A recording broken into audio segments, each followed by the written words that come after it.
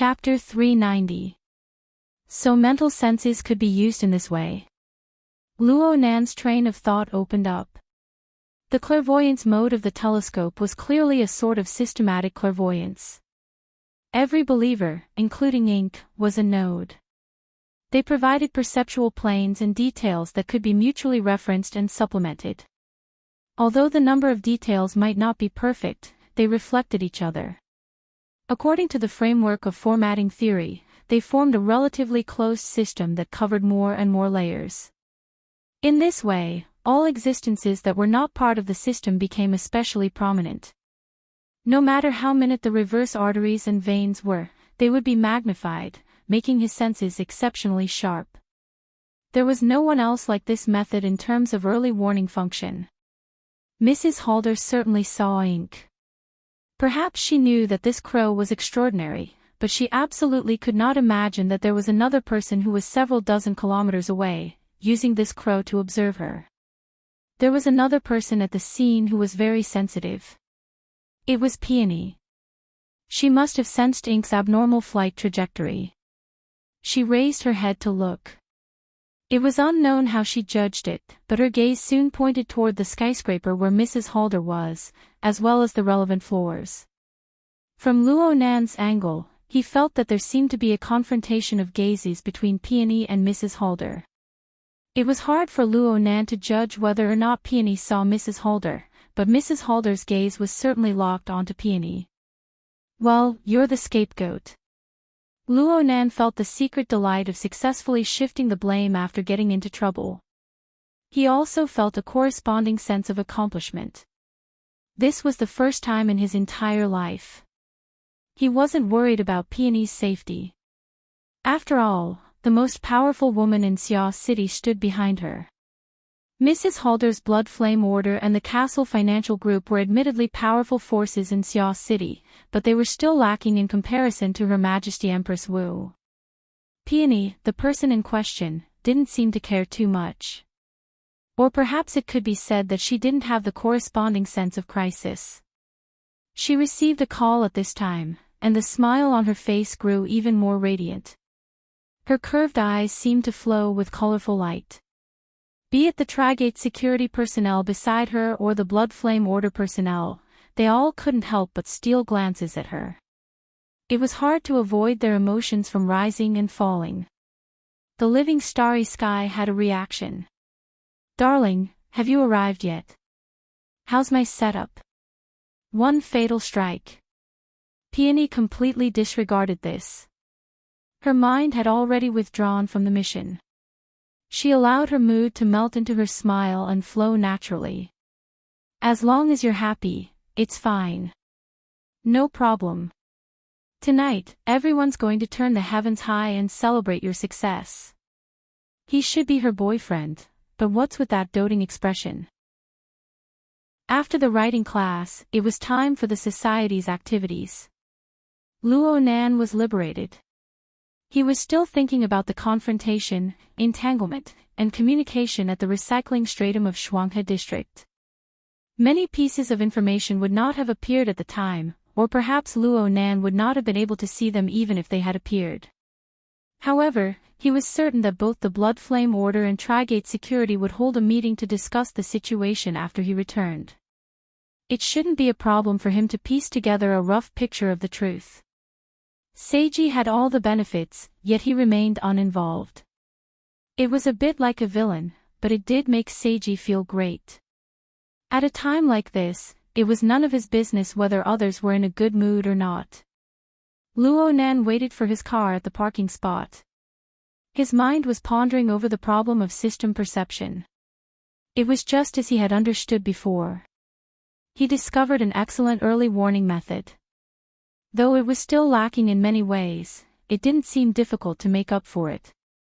All he needed to do was expand the number of believers a bit and scatter them across the various city districts.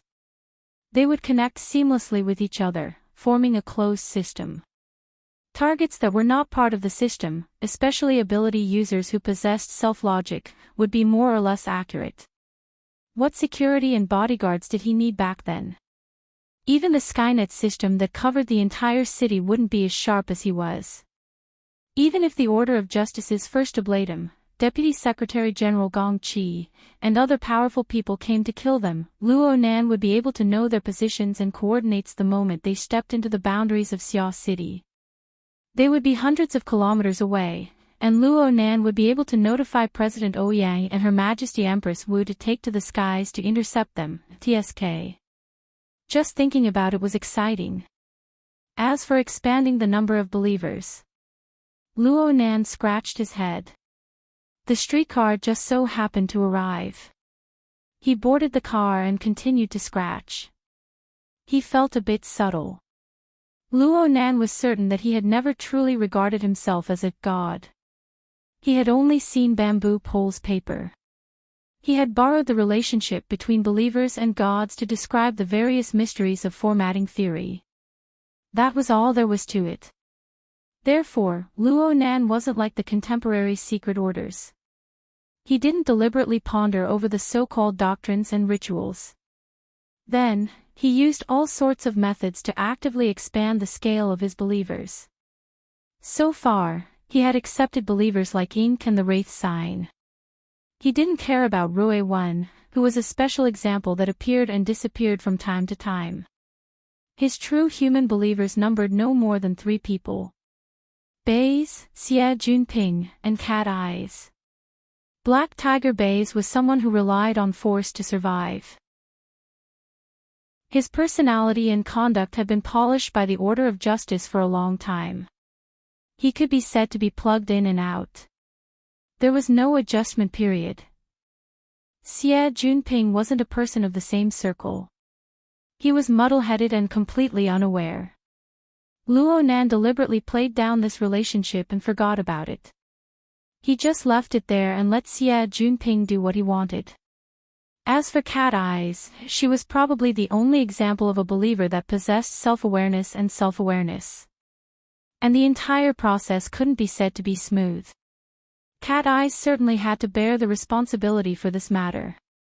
But even if she had courted death herself, the series of developments that followed, especially the mental and willpower torment, made Luo Nan, the beneficiary, feel quite upset in his heart.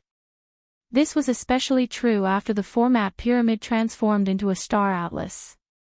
The materialized chains disappeared, and a more essential connection became prominent. Luo Nan inspected his believers one by one and discovered that Cat Eyes was acting extremely dispirited. Her mental state was worrying. This was absolutely not a situation Luo Nan wished to see. Luo Nan sat in the last row of the trolley, his fingers rubbing against his hair.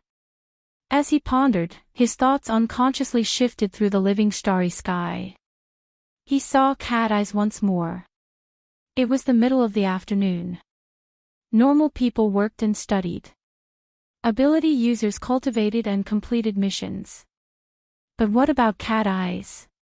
She was sitting cross-legged on the floor of the room. Her hair was messy, and she wore a sleeveless top and briefs. Large swaths of healthy, smooth, light brown skin were exposed. She looked like she had just woken up from a hangover. Her fingers were unconsciously playing with a wine bottle. There were at least a dozen wine bottles around her body. Most of them were empty and overturned. They were a complete mess. Holy crap. If this continued, she would really be crippled. Luo Nan felt that this was no good. He was impulsive for a moment, so he simply said, "How about we have a chat?" Cat Eyes' figure froze the moment the thought came out. Her boring and monotonous actions came to an end. The wine bottle beside her feet rolled far away. Luo Nan only remembered when he saw the statue-like figure. He had not used the Hexier's channel at all. Instead, he had used his thoughts to directly enter. It was needless to say that this sort of method was one of the greatest taboos between ability users, especially mental ability users. From Cat Eyes' perspective, this was undoubtedly another stab in her bloody wound. Luo Nan was embarrassed. He didn't even think about whether or not he should apologize. But then he saw Cat Eyes reveal a strange smile for some reason. She supported her forehead with her hand, pressing against her hairline. She gathered her fluffy hair a bit, and her appearance was a bit similar to Luo Nan's. It was just that she exuded a serious feeling of decadence and a bit of self-mockery. Okay, but I still have to go teach dancing in a bit. Boss, do you want me to skip work? No need. The class ends at 8 in the evening. No problem. Only after Luo Nan spoke did he remember that he still had a social engagement tonight. He could completely have Cat Eyes come back tomorrow. But the words had already been spoken. Changing them now would be too passive. He might as well just stick together. Then come to Frost River Reality at Cloud City Water Village. I'll be waiting here. I'll be there at 8:30.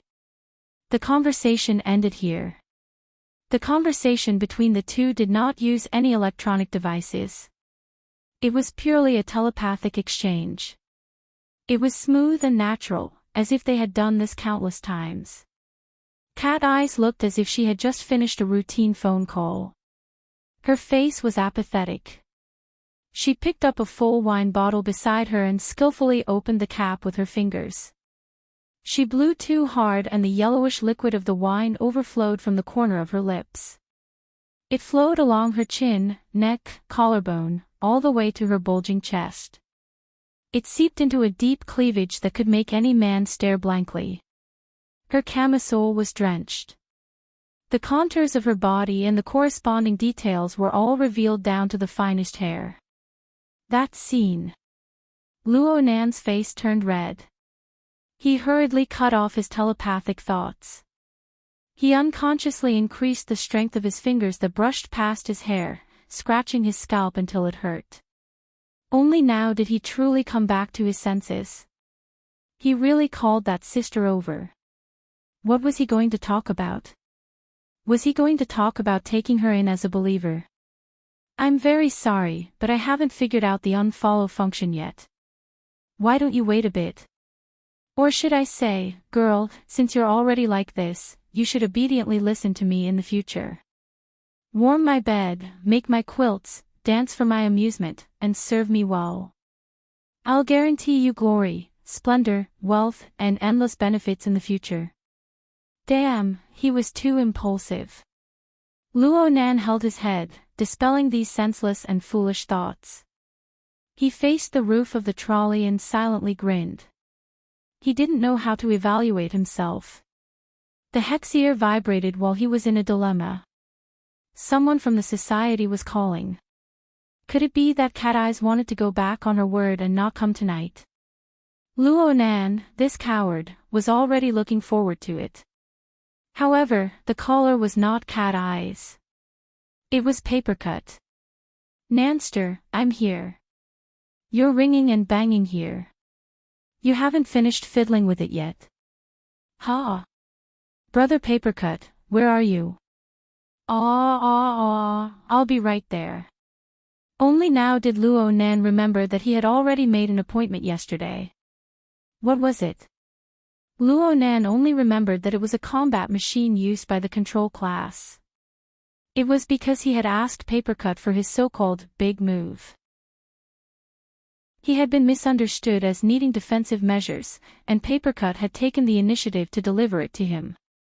Frankly speaking, Luo Nan wasn't too interested in combat machines in the past. Now that he had the dripping sword, there was no need to even mention it. However, Papercut had come over. Luo Nan took the opportunity to express his gratitude and exchange their experiences with the dripping sword and the activation class. Luo Nan and Papercut chatted for a bit before another call came in. This time it was Shuelei. Nanster, you're done with class. I'll be at gear soon. I'm going to stretch my muscles a bit first.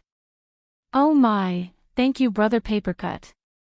Luo Nan heard that Shuelei wanted to rely on Sansho training, so he secretly cried out for Papercut's blessing. He hurriedly cut off Shuelei's words. Brother Papercut just arrived. He brought a combat machine. I heard it's quite interesting. Let's go take a look together and test out its power. Shuelei was a bit stunned by Luo Nan's words. Brother Papercut is teaching you a new lesson. He had taken Luo Nan's words seriously. Luo Nan gave a chuckle and vaguely brushed it off. To put it bluntly, he was really not interested in close combat. On one hand, he felt that he probably wasn't cut out for it. On the other hand, he was far too busy with his homework right now. From the inside to the outside, from the fleshly body to the soul, from the self to the believers, from gear to the clouds. He wished he could split a minute in half. He really didn't have the energy to open another lesson. He could only let Shuelei down for the time being. Luo Nan arrived before Shuelei. When he arrived at gear, he saw Papercut strolling around the front hall with his hands behind his back, watching how the construction workers operated. He looked like a supervisor at first glance, but that chubby face of his didn't seem dignified at all. Brother Papercut. Luo Nan greeted him and went forward. Let's go to the bar counter in the passageway at the bottom of the lake. The work on the surface isn't done yet, so it's a bit messy. It should be a lot quieter underground. It's fine. Let's go back and try it out. It's better to be a bit more spacious. Papercut waved his hand. He deliberately revealed his left wrist to attract Luo Nan's gaze. Luo Nan saw a black wrist guard wrapped around Papercut's white and plump wrist. It was quite eye-catching. Papercut even intentionally stretched it a few times. It seemed that the material was more flexible and tough, but Luo Nan couldn't see anything else. This is the flywheel arm. Oh, this is. Luo Nan finally remembered. The combat machine that Papercut said he was going to bring yesterday was called this. It sounded like a metal prosthetic at first glance, but Luo Nan never expected it to be like a wrist guard. It could be bent and bent as it pleased. Flexible metal material. The metal composition isn't high. After all, the vast majority of metal materials aren't suitable for soul strength interference and control. The ratio needs to be very particular. Papercut took off the flywheel arm and handed it to Luo Nan. Try it and you'll know. This thing is quite light and portable. Oh, I've sent over the instruction manual. There's even an instruction manual. Of course, there's an after-sales service as well. Papercut chuckled as he helped Luo Nan put it on. He taught Luo Nan the basics of how to use it. Luo Nan put this thing on and felt that it was different from a normal sports wrist guard. Aside from the material, it was a bit thicker. The feeling of fixing the wrist was quite obvious. Luckily, it used memory material. Luo Nan just needed to bend his wrist a few times to be able to wear it comfortably. Whether it was comfortable or not was not a key indicator for a combat machine. Even Papercut said, it's light and portable. It's easy to use. You don't even need to be taught. You can learn it with a glance. As for speed, lethality, and so on, they're all average. It's quite interesting to treat it as a toy. I just want you to experience the technique of the control class and see if you're interested in delving deeper into it. Do you understand the instruction manual? Luo Nan didn't say anything. He turned his wrist and looked at the structure of the flywheel arm when it was bent. He combined it with the instruction manual and observed it carefully. Only then did he discover that when this thing was woven, it was divided into several layers. Each layer was independent, like a deformed fish scale armor. The layers were stacked on top of each other, but they weren't fragmented. There were only a dozen or so pieces. Chapter 391. Luo Nan nodded after looking inside and outside. He followed the instruction manual and pointed toward the jungle in front of gear. Papercut hurried to stop him, indicating to Luo Nan to pay attention to the construction workers inside and outside gear. Let's keep a low profile. Let's walk a bit deeper. Luo Nan hooked his lips into a cold smile. It's fine. They're experienced and knowledgeable. Papercut knew what Luo Nan meant, but he couldn't say anything. He laughed and pulled Luo Nan deeper into the jungle. They didn't walk 2 steps when Shuelei turned from the jungle path. He saw the two pulling each other and was a bit stupefied. Where are you guys going? Yo, Leicester, you're here. Papercut was quite familiar with Shuelei. He chuckled and greeted him. Brother Papercut, Shuelei responded. He finally found a reason. You guys came to class. Luo Nan sweated a bit when he heard this. Luckily, Papercut's answer was very vague. We came to inspect the goods. We can go take a look together. What goods? Shuelei wasn't completely connected. Luo Nan's eyes were sharp. He could tell with a glance that this fellow had yet to give up his evil intentions. He wanted to drag Luo Nan to practice Sansho with him. Luo Nan even brought a set of Daoist clothes. How could he let Shuelei have his way? He immediately made up his mind. He would rely on Brother Papercut's protection today. He would cling tightly to this thick thigh and make Shuelei embarrassed to force him. His thoughts spun, and he used the reason of trying out the control class to drag Shuelei into the jungle. He turned his head and said, Brother Papercut, everyone's here today. Let's go get together tonight if we have nothing to do. Papercut went, huh? He was a bit surprised. He knew Luo Nan's temperament. Luo Nan could be considered pure and kind, but how could he understand the ways of the world? He had given Luo Nan lessons for over a dozen days, but he had never received this kind of treatment. Generally, fatties were more self-aware.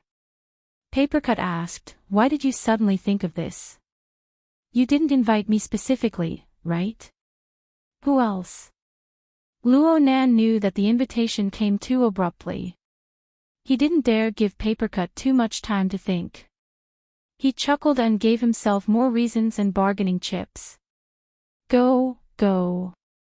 We're just playing together. I invited Leicester. Yeah, and Cat Eyes. Huh? Papercut constantly changed his tone and words today. Otherwise, he wouldn't be able to express his muddled thoughts. He couldn't help but ask, who are you talking about? Cat Eyes. Cat Eyes. Shuelei was also stunned. Could it be that the gathering Luo Nan was talking about was different from the one he mentioned at noon? Luo Nan opened his mouth. He suddenly wanted to slap himself. Today, he was a typical case of only caring about his head and not caring about the bottom. He only wanted to slack off, but he ended up piling up more troublesome things. Hey, don't rush to a conclusion. Luo Nan suddenly had a flash of inspiration. He blinked his eyes, and a line of words came out of his mouth. Moreover, he didn't need to fake it. He hemmed and hawed as he said, didn't you say that she changed professions?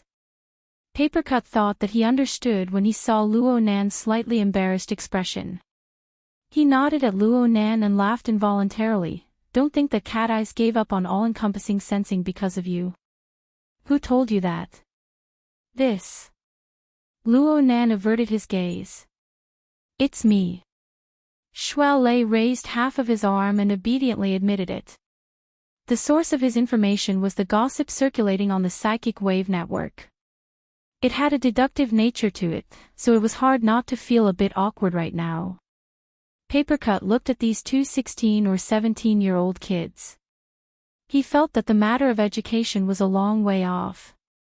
He felt a great sense of responsibility for a moment, and he earnestly and patiently explained, it's not called changing professions. It's just focusing on choosing a more suitable path of development. In the past, people looked forward to Cat Eyes long-range sensing the most, okay? You don't need to feel embarrassed about this, but don't spread it.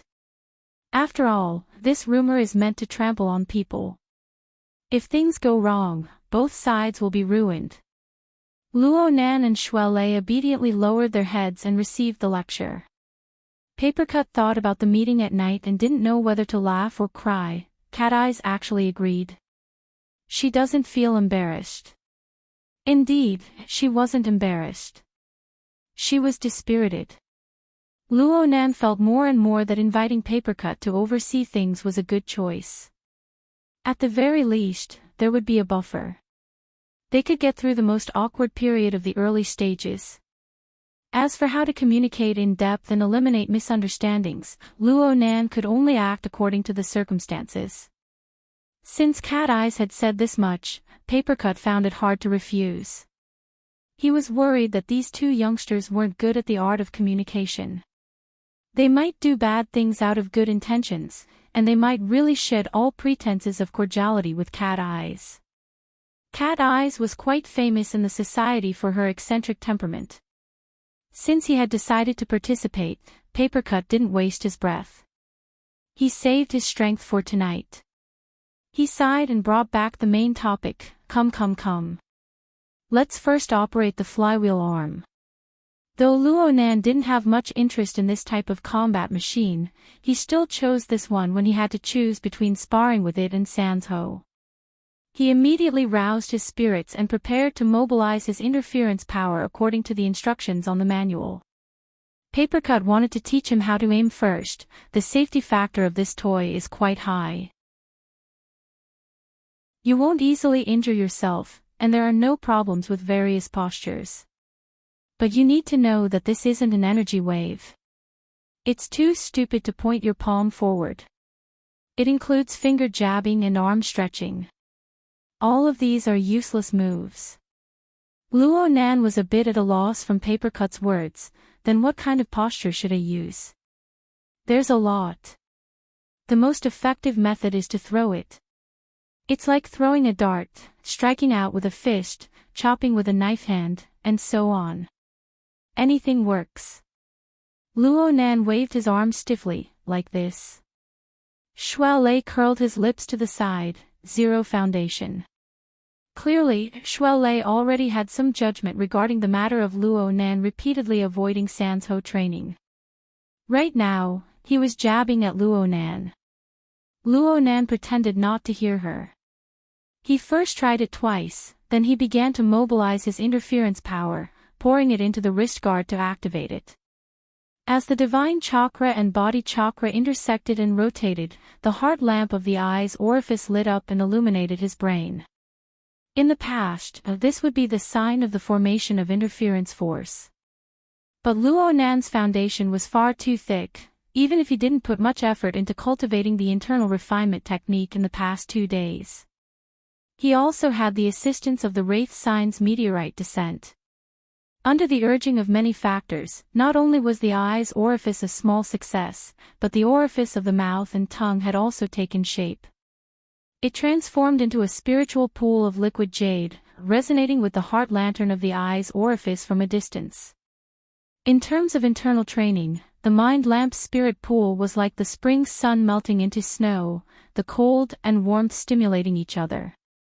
And in terms of the interference of the mental and material planes, after the mind lamp was lit, the spirit pool filled with jade liquid would turn into the highest quality lamp oil, connecting with the mind lamp and helping it burn layer by layer.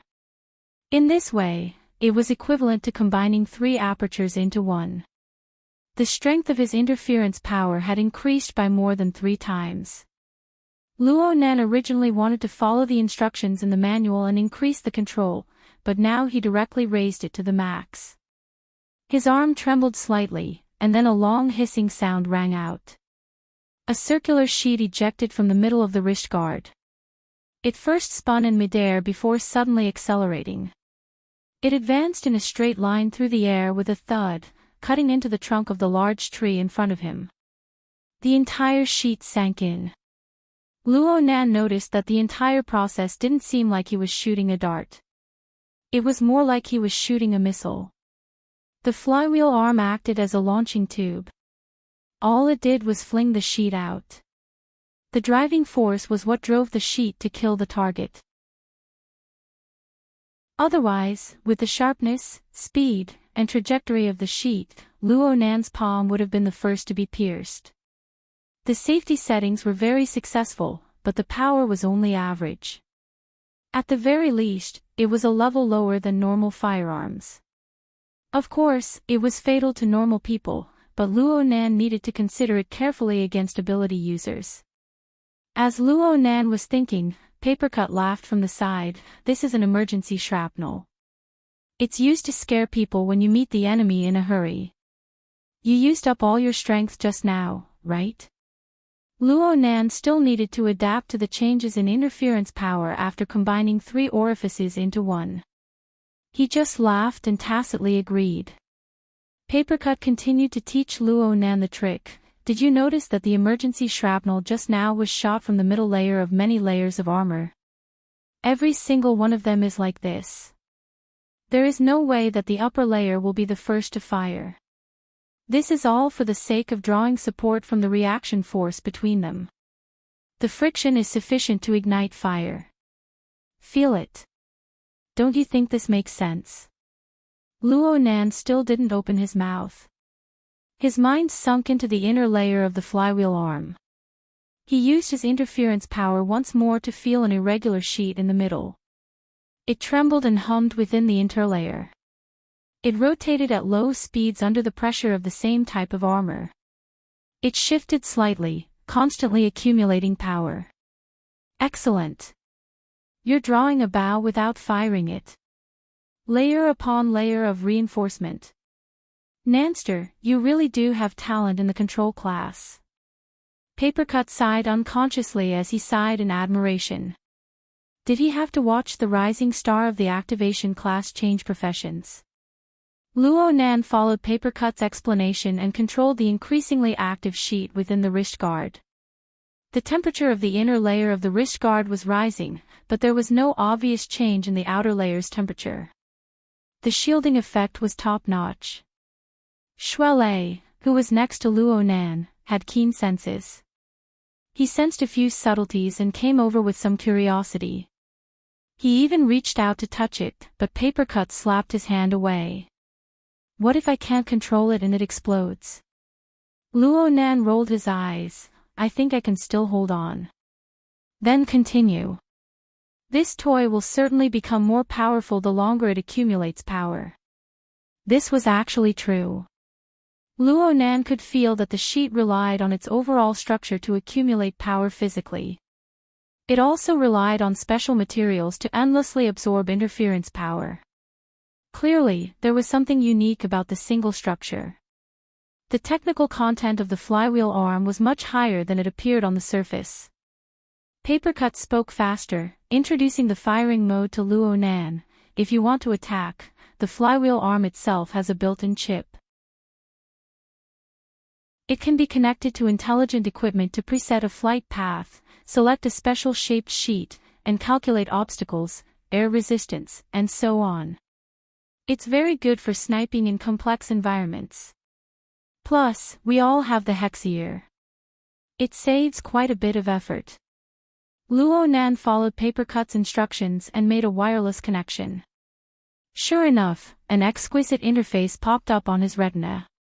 It displayed the real-time changing data according to the scene before him. Through the Hexier, all operations could be realized with telepathic control. Luo Nan randomly chose a target, and the interface used dotted lines to indicate the available routes. At the same time, it indicated the percentage of power needed for the best effect. Was this like playing a video game? Luo Nan didn't have a good or bad impression of this sort of idiotic operation. He was a rookie. The more complete the auxiliary functions, the more advantageous it would be for him. However, a true expert probably wouldn't like this sort of programmed setup. Papercut added before Luo Nan could finish his thoughts. Also, if you feel that you're awesome, you can choose mental control. This is a test of a person's continuous operation. Awesome people can even have 12 sharp blades fly around their body in unison. It's like controlling 12 flying swords. They can fight in close combat or attack from a distance.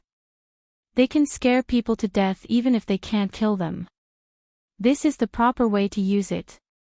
Luo Nan slightly swayed his arm.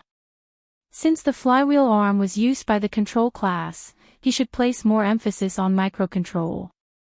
Papercut spread his hands. You can say that, but the actual situation is different. You see, in order to guarantee the structural function, every combination of thin slices has a different shape. Their flight trajectories are different as well. There are also all sorts of splicing combinations. A normal person wouldn't be able to hold on if they didn't use smart equipment to calculate. Maybe architects and extraordinaries can do it, but who would count on them when it comes to that? That's true. Luo Nan raised his hand and fired according to smart mode. The irregular slices were dim but sharp. They instantly broke through the forest barrier of foliage, slicing off the thick branches that served as targets. They charged into the air before turning back. They buzzed as they spun in the air like a miniature chainsaw. Branches and leaves were shattered everywhere they went. The momentum was quite astonishing. Luo Nan fired a boomerang. The irregular slices circled back, their speed decreasing layer by layer. They fell to Luo Nan's wrist like a tired bird returning to its nest. Luo Nan continued to pour in his interference power, and the slices pieced back together. Papercut clapped his hands. Okay, you're getting started. It's just that your operation is too rigid. Actually, no matter if it's smart mode or free mode, you can switch between them. You can change directions at will and increase your power. If you're in combat, I suggest you first use smart control. You can design a good route, and you can add mental control at the last moment. It saves you a lot of effort. It's sudden and flexible enough. The effect of catching your opponent off guard is still there. That's true. Luo Nan continued to practice in the forest. He didn't forget to let Shuelei have a taste in the middle of it. He pacified Shuelei's emotions and divided his mind, so that Shuelei wouldn't jump back to the topic of Sanzhou training. Time passed quickly, and the sky was already dark. The three of them had enough fun in the nearby forest, so they prepared to return. Luo Nan's wristband vibrated at this time. It was a call from Tianxi. Her tone was a bit nervous. Junior Nan, I'm really sorry. There are some things I need to take care of in the society. Tianqi is doing experiments. We might have to go a bit later. Got it, senior sister Tian. Luo Nan didn't want to give Tianxi any more pressure. He was counting on this senior sister to suppress Mo Peng and the others. Papercut was baffled to the side. Who is it? You're also getting together in a bit. Luo Nan casually said, one of my senior sisters and her little brother. They're coming with us tonight.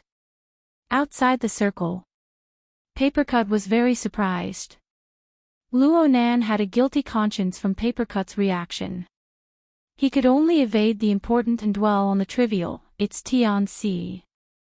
She's the one who became a hostage at Ocean Sky Cloud City. You've met her before, right? He looked at Papercut's expression and knew that he couldn't hide it any longer. He could only add, there are also two relatives of mine. Maybe there are also their friends. It's a gathering, and it's at Frost River Reality. I'll just meet them face to face. I'll tell them about us later. Oh you. Papercut really didn't know whether to laugh or cry. He reached out to point at Luo Nan again, but he was discouraged before he could open his mouth. You still have to learn in the future. It looks like there are quite a few people this time. Have you booked a room yet? A room? Luo Nan entered a stupefied state. Chapter 392. You're inviting a lot of people. You have to go in and out together. Of course, you need a room. And if you feel that the two circles aren't suited to be together, you can book 2 rooms. You just need to run around in the middle. Papercut taught Luo Nan step by step. Before he became the elementary instructor, he never thought that he would be responsible for imparting such basic social knowledge. Luo Nan could not help but feel embarrassed. Speaking of which, he really did not care too much about tonight's trip to Frost River Reality. He just thought that he would go to the game hall and bring people in. How could he have known that there would be such details when it came to entertaining people? It made sense when he thought about it. Last time Mo Chio and Tian Si had a get-together, they had booked a private room. "I'll book one right away." Luo Nan was flustered for a moment. He hastily contacted Frost River Reality. He was lucky. Originally, he would not have had the slightest chance with the explosive business there. However, someone just happened to cancel their subscription. He was also a person who had personally experienced the events of Frost River Reality. He actually had a bit of compensatory privileges, allowing him to snatch a medium-sized room. However, it was impossible to realize his idea of booking 2 rooms. So be it. Fat people don't look old. With my looks, it should be enough for me to pretend to be young. Papercut consoled himself with a few words before sighing. "Let's go. We're going to wait now. I'll teach you another trick. Since you're the one treating, arriving earlier than the guests is the most basic courtesy." The brand new flagship store of Frost River Reality maintained its high-end image.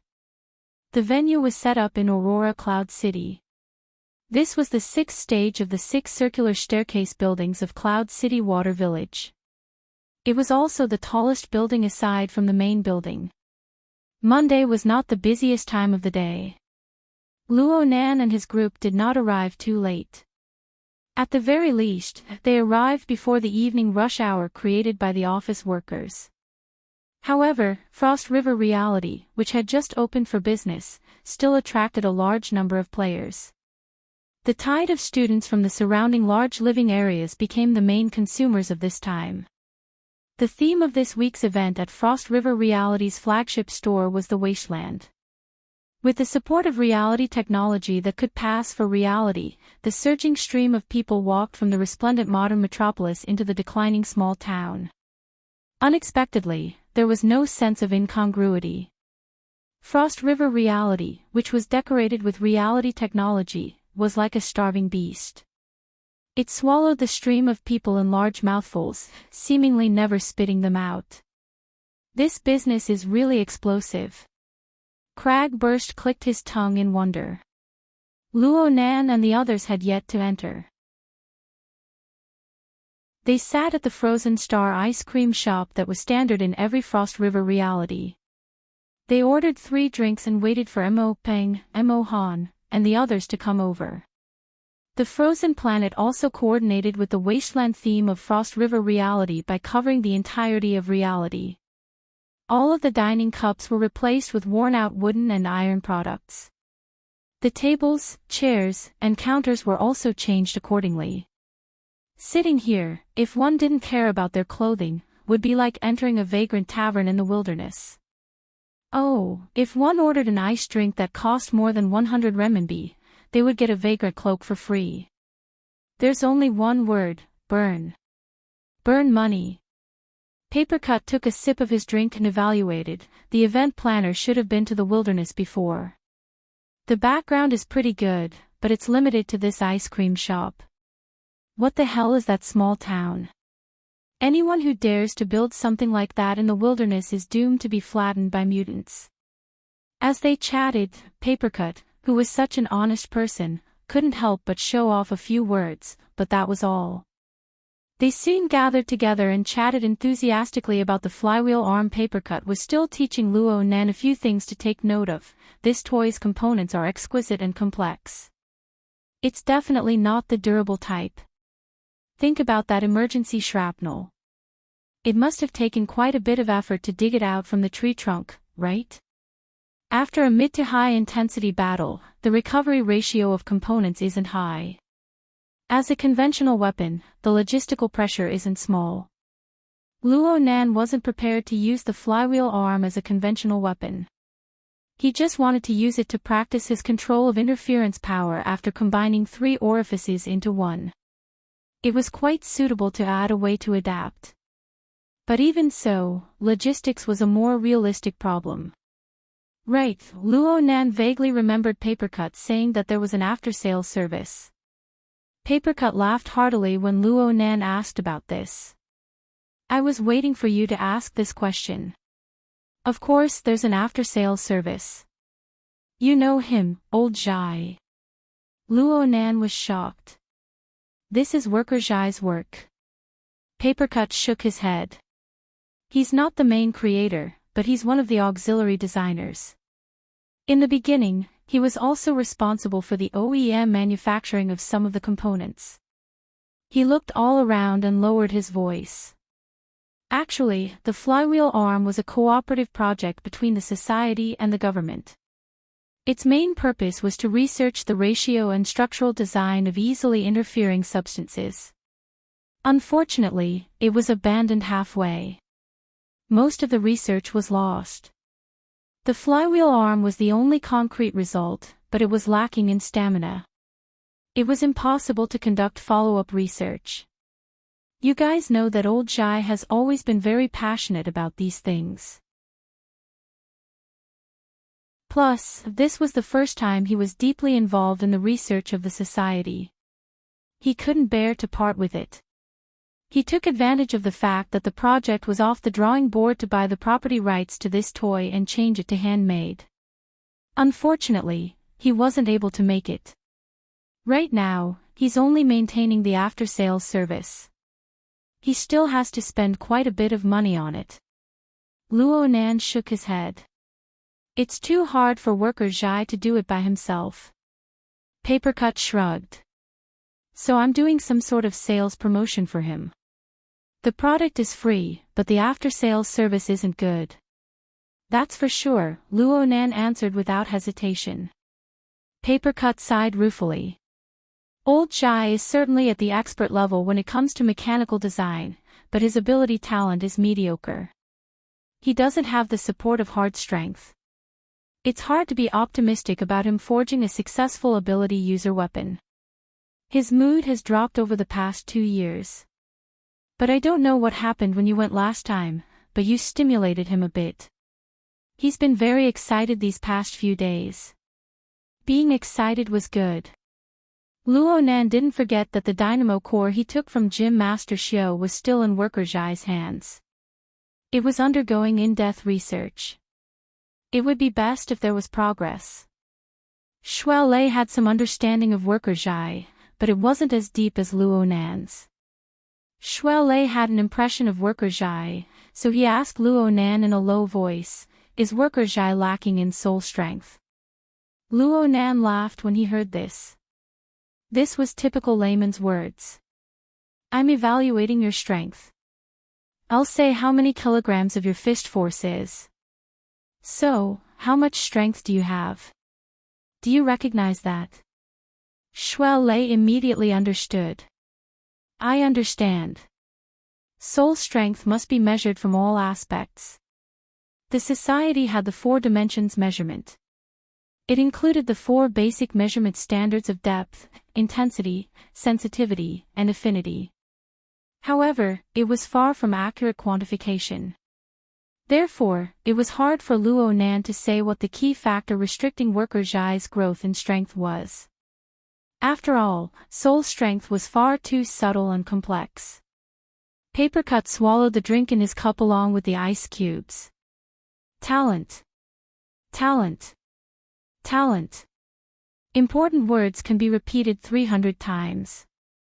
In our domain, if you start off as a blank slate, you won't be able to reach that standard. You won't be able to reach it in your entire life. Old Zhai has some skill, but he's just a bit off. He can't go up no matter what. And as long as he can't go up, many methods of training and growth are meaningless. Luo Nan and Shuai Lei glanced at each other. Actually, they were a bit disapproving of Papercut's words. Shuai Lei felt that his own ability was partly due to the guidance of a famous teacher, and partly due to his own solid training. Talent wasn't a decisive factor. Luo Nan thought of his grandfather's formatting theory. If he had talent, he would have followed his grandfather's theory. He would have used medicine to pile up and mold it step by step. Papercut could guess what the two youths were thinking, but he didn't care.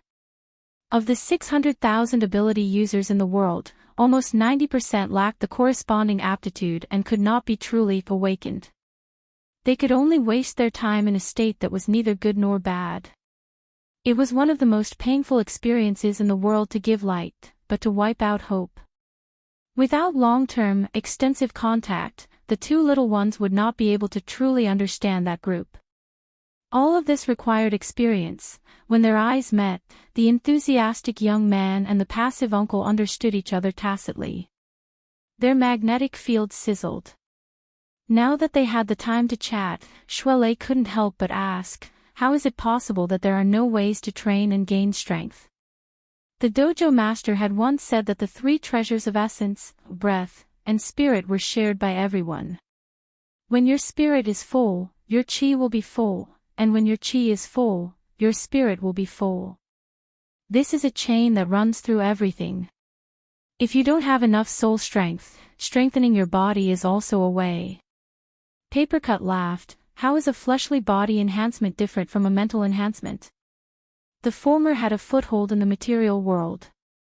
As long as one cultivated it properly, they could build up layer by layer and temper themselves inside and out.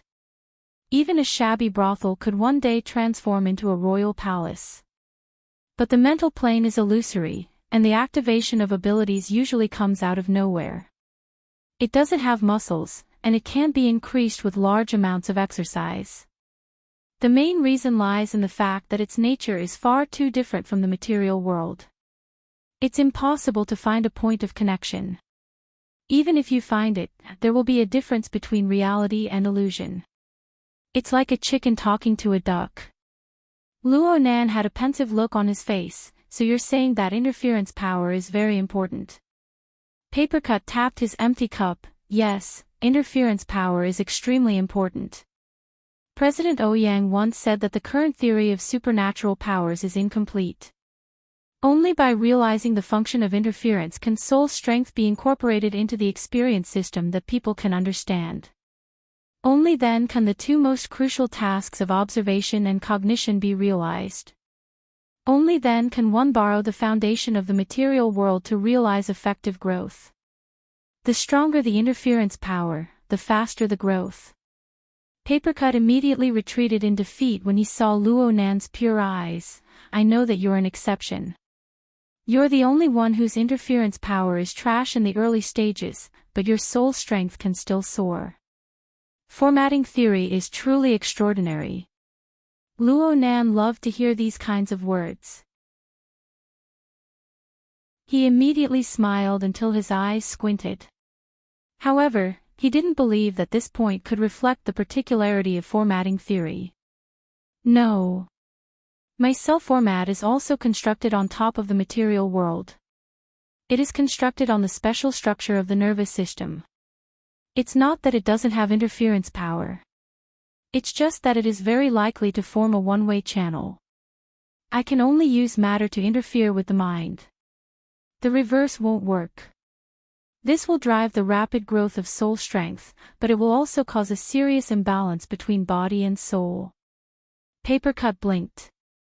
He found it strange that Luo Nan actually understood what Luo Nan was saying. What you say is quite reasonable. If I can study and analyze it in earnest. Luo Nan rolled his eyes. Don't dissect it. I don't want to be a guinea pig. Having said this, he thought of octopus. He had already made some progress with the help of his grandfather's notes and formulas. He didn't know whether or not he could produce some dazzling results. Perhaps formatting theory really did have flaws, but Luo Nan's own practice proved that these flaws could be overcome. He had already borrowed Gym Master Shio's guidance and coupling theory to turn a one-way channel into a two-way channel. This sort of experience could be completely integrated into formatting theory, making it more persuasive. It could become a hot topic in the inner world and even the entire world. Right now, the momentum was good. Luo Nan laughed unconsciously. Hey, what are you thinking about? Shuai saw Luo Nan laugh foolishly for some inexplicable reason after calling Luo Nan a guinea pig. Shuai was a bit worried that something would go wrong with Luo Nan's mental circuit. Only now did Luo Nan realize that he had lost control of himself. He hurriedly waved his hand. It's nothing. I just feel that President Ouyang's description is precise. Last time at Frost River Reality. I'm talking about the one at the center of the city. Fairchild said something similar, like observation is order and the like, but he didn't mention the experience system. President Ouyang's premise is very good. From Luo Nan's understanding, the so-called experience system should be a set of observations and cognitive results that could be deduced and generated through practice and verification. Ability users, who found it hard to become awakened, lived their entire lives in the material world. Though they possessed a bit of talent for supernatural powers, it was insufficient to correspond with their daily life experiences. Instead, it was easy for them to get lost in the illusory mental plane. They were unable to distinguish between what was extraordinary and what was fabricated. Only by realizing interference and entering the realm of normal human experience could one's soul strength become a real existence. Only then would one be able to abandon the obstacles of one's chaotic consciousness and transform the potential one possessed bit by bit into supernatural powers. Therefore, how important was it to have a stable and long-lasting interference mode? Ha! A flash of inspiration flashed through Luo Nan's mind, and an idea suddenly popped out. After a bit of deduction, he felt that it was a bit complicated, so he simply did it. With a thought, a precise structure was engraved at the interface between the mental plane and the material plane. The condensation ring. The ice cream shop was full of water vapor. In the blink of an eye, beads of water condensed out of thin air and floated above the table between the three people. Whether it was Shuai or Papercut, they were both very keen characters. They immediately sensed it, and their gazes locked onto it. Papercut was particularly shocked. The dripping sword. My goodness, you're this familiar with it. Luo Nan waved his hand. Let's not talk about the dripping sword for now. Let's just talk about the condensation ring. Actually, I feel that this might be more suitable for Worker Zhai.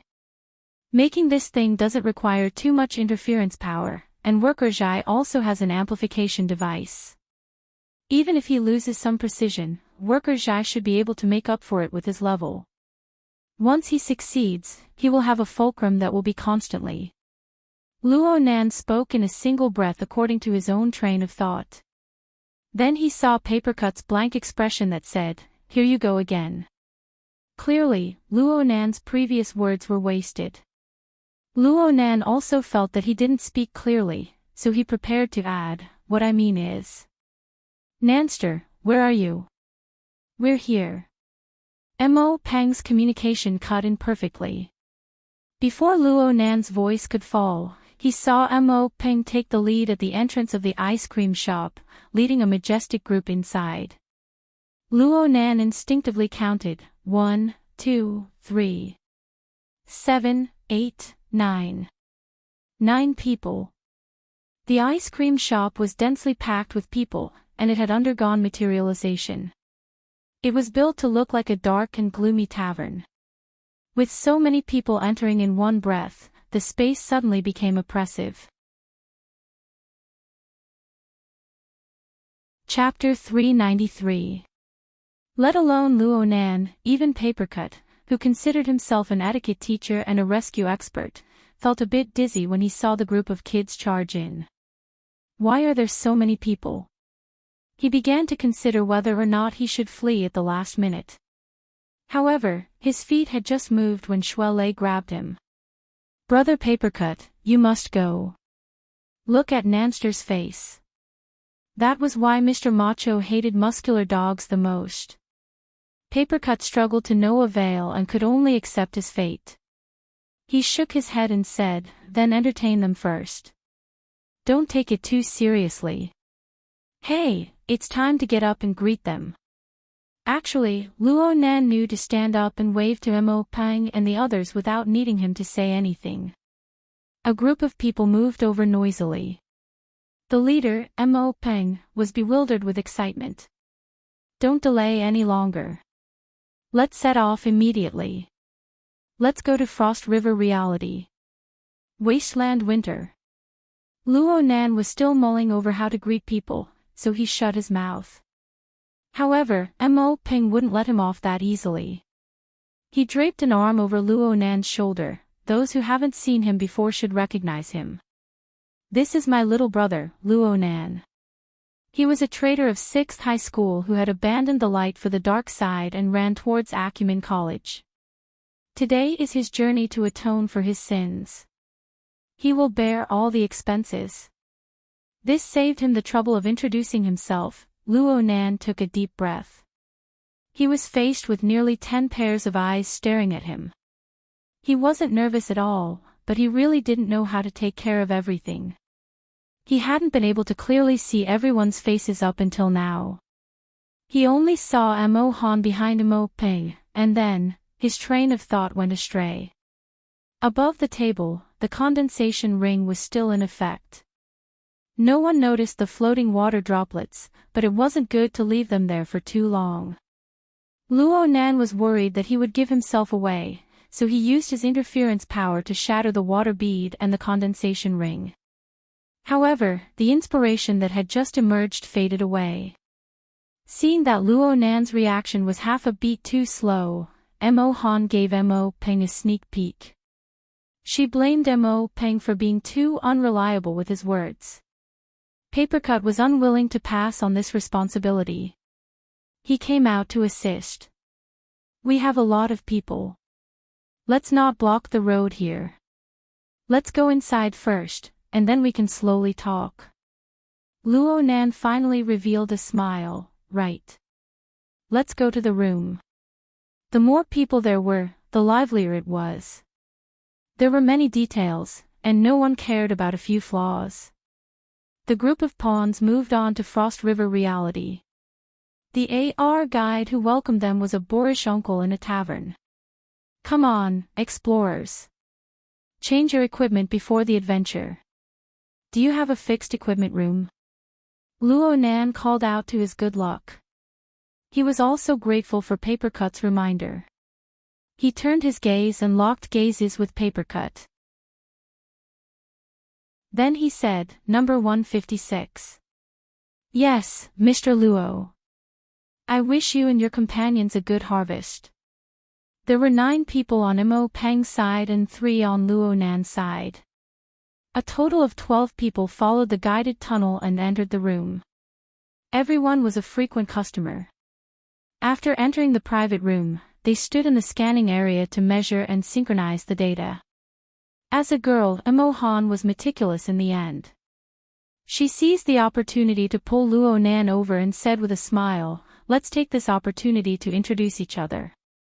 Coincidentally, a young man and woman of short stature walked up to the scanning area side by side. She pointed at a rather cute round-faced girl. My best friend, Wan Zihui, and her partner, Tong Hui. Together, they formed the Gray group. Smelly pomegranate, you're finished. The round-faced girl, Wan Zihui, made a gun gesture with her finger and shot Mo Han through the air. Her boyfriend, Tong Hui, was a lively person. He immediately leaned to the side and pressed his back against Wan Zihui. His fingers formed a gun and he struck a pose under the glow of the scanning area. At least half of the people in the room hissed at him.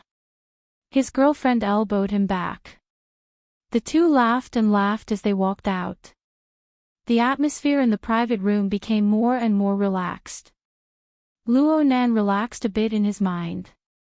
If the people who came were all likable, then things would be much easier.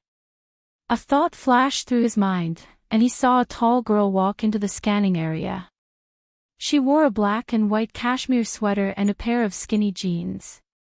Her figure was very good, especially the lines of her legs, which were especially straight. The visual effect was top-notch. She had a pretty face and a faint smile. She was a bit reserved. Luo Nan gave her a couple of glances and Mo Han reminded him in a low voice, "Don't get any bad ideas. She already has a master." "I know." Luo Nan felt wronged.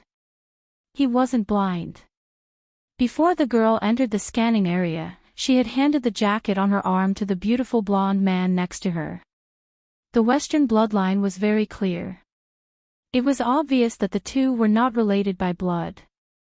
They could only be boyfriend and girlfriend. Mo Han raised her voice and giggled, "Yu Qin, our beauty queen. She has already accepted Mr. Turner's pursuit. They are currently in the stage of getting familiar with each other. Hurry up if you want to poach her." Someone screeched.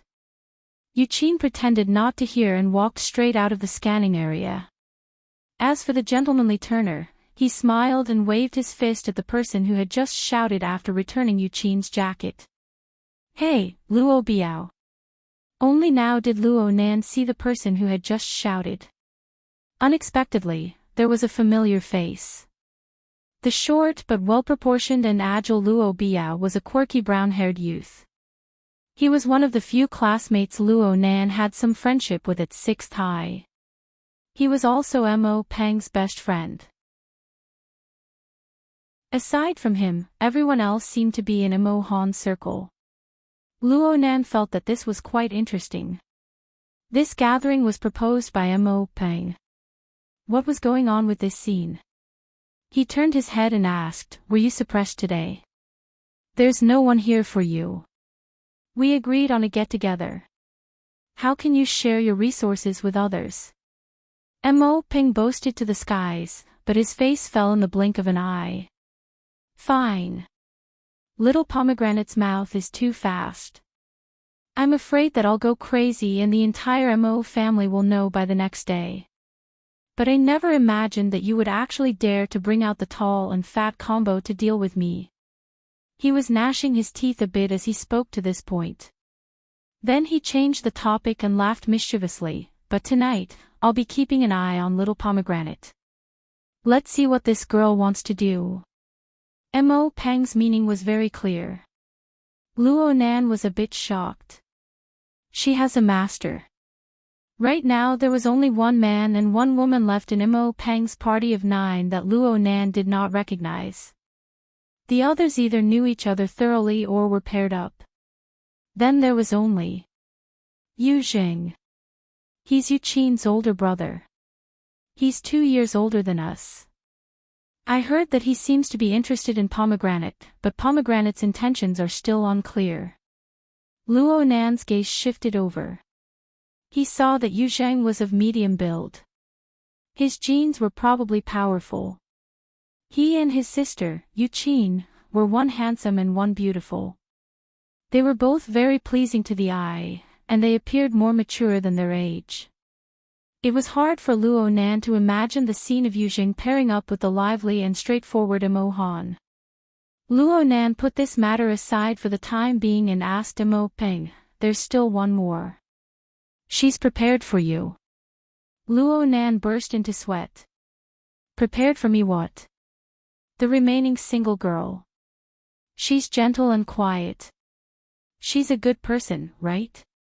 Her name is Chiu Peipei. She's a good match for you." The remaining girl was just as Mo Peng said. She was gentle and delicate. She looked very pleasing to the eye. But wasn't this a bad match? Mo Peng curled his lips and glared at Mo Han. Mo Han didn't know what the two brothers were talking about, but she didn't hesitate to give them the middle finger. "You should go ask Mo Han. I was quite interested at first, but Sister Pomegranate said something like, 'Don't have any crooked thoughts. It's not your turn. Luo Biao and I are the same kind of trash. He's even worse than me.' Then isn't it clear who she's prepared for?" Luo Nan was speechless. He felt more and more that he couldn't keep up with Mo Peng and Mo Han's train of thought. He could only retreat in defeat. Another call came through. It was from Tian Si. "Senior, you guys came." "Sorry, Tianqi and I just arrived. You're not late. We just came in as well. Senior, you guys just need to go to room 156. Mo Peng's ears perked up when he heard the word senior. He even moved closer. Luo Nan pushed his head away, but Mo Peng had a face full of saliva. He stuck close to Luo Nan. Senior. Nanster, I knew you wouldn't be so extreme. How could you just use the tall and fat combination to fool me? So you had a backup plan. Then do you know that the tall and fat combination has the most sensitive ears in the entire room? Luo Nan shot a glance in the direction of Shuele and Papercut. Papercut pinched his rather large stomach. He had a conflicted expression. Feng Shi smiled, but Luo Nan inexplicably felt that something was wrong. His gaze spun around the room, but he didn't know where the problem lay. Mo Peng asked him, how many more people are coming? Are they all little sisters? Big sister. You too. Oh no. Luo Nan finally knew where the problem lay. The medium-sized rooms of Frost River Reality were actually the standard of changing rooms.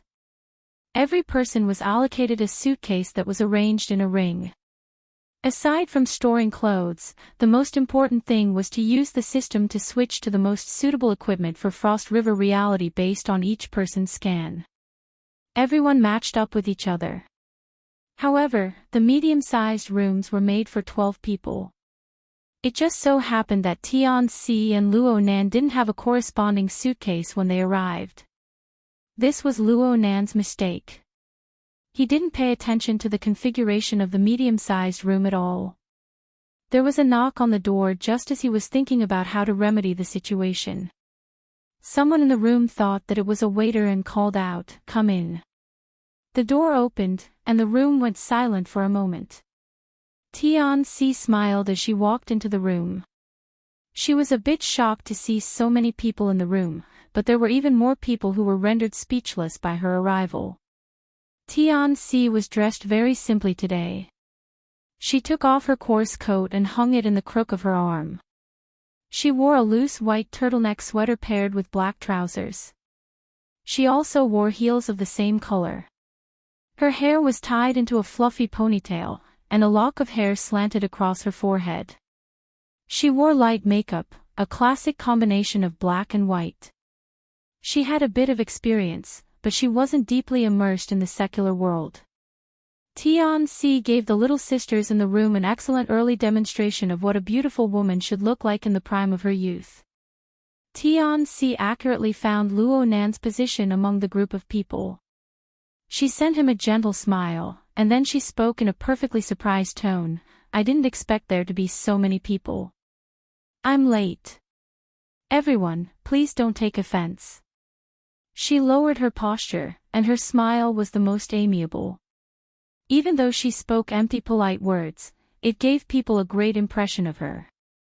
Luo Nan, Shuele, and Papercut could be considered acquaintances, but the eyes of the other men in the room lit up. They completely ignored Tianqi, who followed behind them. Mo Ping exclaimed in surprise the moment Tianqi entered the room, "Wow, Nanster, you really put in the capital. But why do I feel that she looks familiar? Oh, that Tian. Senior sister Tianqi. Last time we were at Frost River Reality." Mo Peng was too embarrassed to finish speaking, but Luo Nan had already nodded lightly. Mo Peng's mouth gaped open, and Mo Han came over from the other side. "Nanster, you invited her. I don't think she and brother Chiu-san got together. How are you going to greet her later?" There were too many whispers. Luo Nan was afraid that he would leave people hanging, so he raised his voice. "Yes, senior sister Tian has taken good care of me at school. I took advantage of this opportunity to invite her out to play. Tianqi also went last time. Everyone should be familiar with her." Tianqi took advantage of Luo Nan's introduction to greet her little brother once more. "This is our first time meeting. Please take care of me." Her gaze flew to Luo Nan after she spoke. I think I know why Brother Chio-san didn't get together. Mo Ping didn't keep his mouth shut, so Luo Nan gave him a shove. Tian Si walked over to Luo Nan at this time. Tian Chi followed behind her with a strange expression on his face. The atmosphere in the room could not be hidden from others. At this moment, the gap between them could be seen. Tian Chi's thoughts were all on his face, like a bulldog's. On the other hand, when Tian Si was invited, she was inevitably embarrassed, but when it came to it, she hid all her negative emotions very well, making people feel comfortable. She apologized to Luo Nan once more. I'm sorry. I can't get away from the society for a while. No. Didn't I tell you? We just changed our equipment. Luo Nan responded without thinking, but he thought of the trouble he just discovered. He didn't know what to say next. Now he was the one in an awkward situation. However, Luo Nan was open-minded. He had to admit to his mistakes. There was nothing to hide. He scratched his head. Senior Sister Tian, you and Senior Tian Chi, wait a moment. I didn't count the number of people when I booked the room. To the side, Papercut was simply drunk. It was forgivable to book the room wrongly, and it wasn't a problem to admit to one's mistake. But this fucking blunt and straightforward method. Was it for the sake of showing everyone the history of this otaku cancer? He first slapped the call service button on the wall. His slightly plump body nimbly rushed forward and poked Luo Nan, interrupting him. Nanster, me, Shuelei, and that. Mo Peng, you guys share a suitcase. Let two of them go first. I've already called for a human service. We can scan the equipment directly. It'll be very fast. Tian Si had seen Papercut at Ocean Sky Cloud City before. His build was easy to recognize.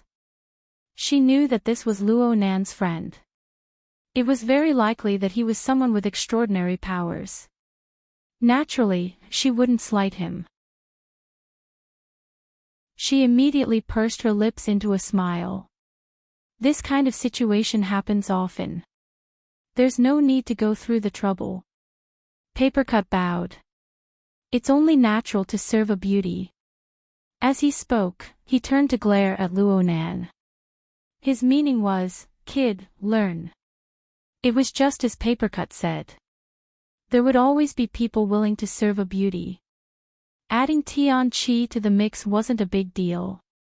Mo Ping greeted Tian Chi in a very familiar manner. Tian Chi was very cooperative. There's no need to go through the trouble. Big Pang and I can share a suitcase. The two of them were quite familiar with each other. It turned out that the seventh son of the Mo family, Mo Cheng, and Tian Chi got along quite well in the field of esports. They had even met Mo Peng a few times. Everyone was familiar with each other, but the more they knew this, the more they didn't understand how Tian Si and Luo Nan, who had never interacted with each other before, could be this familiar with each other. Tian Si and Luo Nan had come over despite the awkwardness. This subtle layer of relationship was like a little bug, drilling into the tips of their hearts and making them itch. Luo Nan was just about to introduce Tian Si and her brother to the others. It seemed that Papercut and Shuelei hadn't really mentioned them before. The scene was too chaotic. Suddenly, someone spoke up and circled back to the previous topic. Let's switch rooms. Once these words were spoken, most people turned their gazes in a daze. They found the source of the voice. Yu Zheng. This person had a calm expression as he faced the focused gazes. I bumped into a fellow on the road just now. He's in the middle level here. He specifically told me that if I want to be a bit more spacious, I can upgrade the cabin. Right now, the luxury room in area A just so happens to be empty. He smiled brilliantly as he spoke. His gaze streaked past Luo Nan and stopped on Tian Si's face. I feel that it's better to meet new friends in an open and bright environment. Everyone will have more fun. It was also at this time that Luo Nan heard Mo Peng squeeze out a sound from his throat. Holy crap. I don't know how many book friends have followed me here from the Netherworld Immortal Way. This book can be considered my famous work. 10 years after the book was published, I finally have the opportunity to publish a simplified version.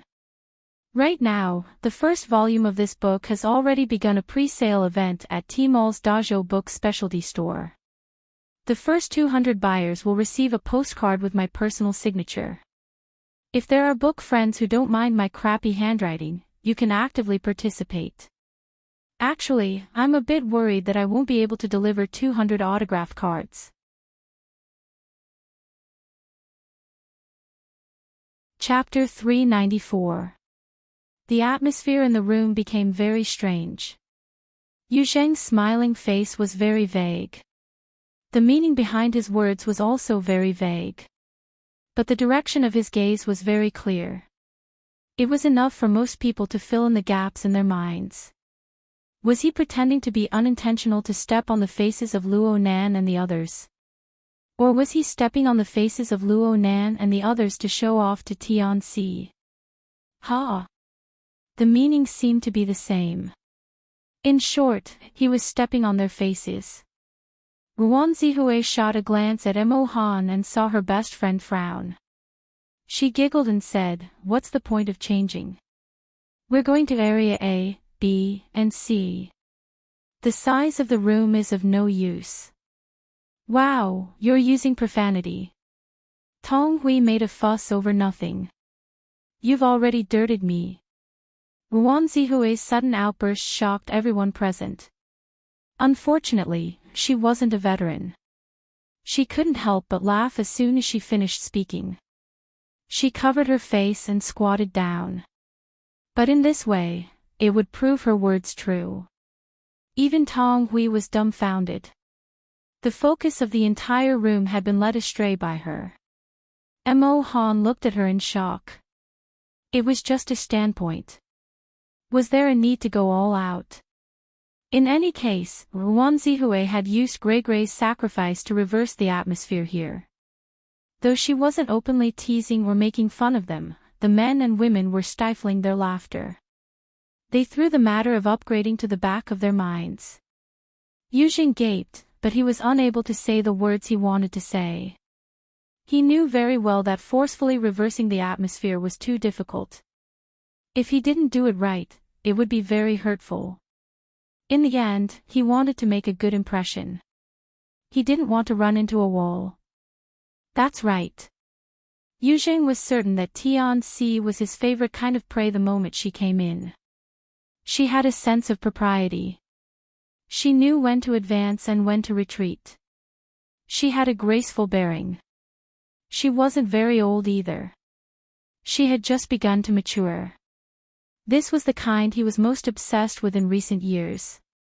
In comparison, though Mo Han was young and beautiful, she had a prickly temperament. If things went wrong, she would torment someone to death. Yu Zheng's gaze lingered on Tianxi. The more he looked, the more he felt that she was to his liking. He had yet to figure out why such an outstanding beauty would be friends with a typical otaku brat like Luo Nan. However, he dared to bet with his eyes that the two weren't that close. Luo Nan's polite behavior spoke volumes. Oh, the first part was a little too hasty. After all, this was the social circle of Mo Han and Mo Peng. If he was too forceful, it might produce the opposite of the desired result. However, once they entered the amusement park, that might not be the case. A smile reappeared on Yu Zheng's face. He shrugged and acted as if nothing had happened. He no longer mentioned the matter of upgrading the cabin. He slowly took off his jacket and prepared to change his equipment. Just then, colorful lights flashed in the private room, followed by impassioned music and a voice in the background. Explorers, I admire your courage. Now, let's move on to more dangerous areas. What happened? The equipment is locked. This is an upgrade. Yuzheng, what the hell are you doing? Guan Zihui shouted again. Everyone's gazes turned towards Yuzheng. Most of their gazes were filled with rebuke. No matter what you want to do, this attitude of acting first and reporting later is too unsightly. However, Yuzheng also displayed an innocent appearance. Half of his jacket had been taken off, and there was still a sleeve hanging on his upper arm. He froze just like that, facing over a dozen gazes with a blank expression. A knock came from the door during this awkward and tense moment. Then the outer door was pushed open, and a young man wearing a perfectly straight suit walked in with a smile. Zangster, it's just an upgrade. What are you hesitating for? At most, it'll be on my tab. I'll act first and report later. Oh wow, you really have quite a few new friends. How wonderful. Yuzheng's entire face lit up. He never expected that this fellow would play such a trick. Perhaps it was the Shanghai style, or perhaps it was some other reason. But no matter what, Yuzheng had extricated himself from a passive situation. This was truly a battle where he could raise his eyebrows in elation and turn things around. He tore off the jacket hanging on his arm and took a deep breath. Only then did he walk over with a smile. Brother Fan, you're too fast. The young man surnamed Fan came in. It was clear at a glance that he was an exquisite character polished in society. He hammered Yuzheng's chest, displaying an intimate attitude. Then he turned towards the room, his smile even wider. My surname is Fan, Fan Chu. I'm in charge of this branch, so I might be 2 years older. This is the first time I'm meeting most of you younger brothers and sisters, but you're all Zangster's classmates, and Zangster is my younger brother's childhood friend. We're all just strangers. Fan Chu spoke quickly, but each word was clear. There are many guests today. If there's any place I've neglected, please don't take offense. I've added a few fruit plates and refreshments to the luxurious compartment as an apology to my younger brothers and sisters. In the future, when you come here, you can look for me directly for matters like reserving a private room. If you can't find one, just mention my name and I'll do my best to arrange it properly. Yuzheng's heart warmed up when he heard him say this. In the past, he had somewhat looked down on this brother Fan, who had a strong social air, but now his opinion had changed greatly. Brother Fan was indeed a busy man. He picked up the phone in the time it took to say a few words. He smiled and waved to everyone before leaving with quick steps. Though he had come and gone in a hurry, Yuzheng had already reshuffled the rotten cards in his hand with this trip. He had used a king bomb and 4 twos to play the bottom line. It would be hard for him to lose again. The more confident he was, the more natural Yuzheng's attitude became. He no longer needed to flaunt anything.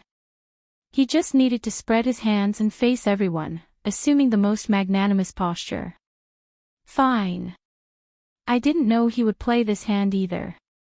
I'm afraid the data has all been transferred. Let's go. It's only a few steps away. Having said this, he faced Luo Nan with a smile. Junior Nan, this matter was an accident. It's been quite a toss. Why don't we make a deal and give me a chance? I'll treat you tonight. Consider it an apology to everyone, and also to express my stance to the seniors and juniors of Acumen College. Yuzheng's words were spoken beautifully, especially after he had been wronged. The more he lowered his stance, the more it made the sharp-tongued Ruan Wenhui and the others unable to open their mouths. Yuzheng looked around him after he finished speaking. He made some calculations in his mind.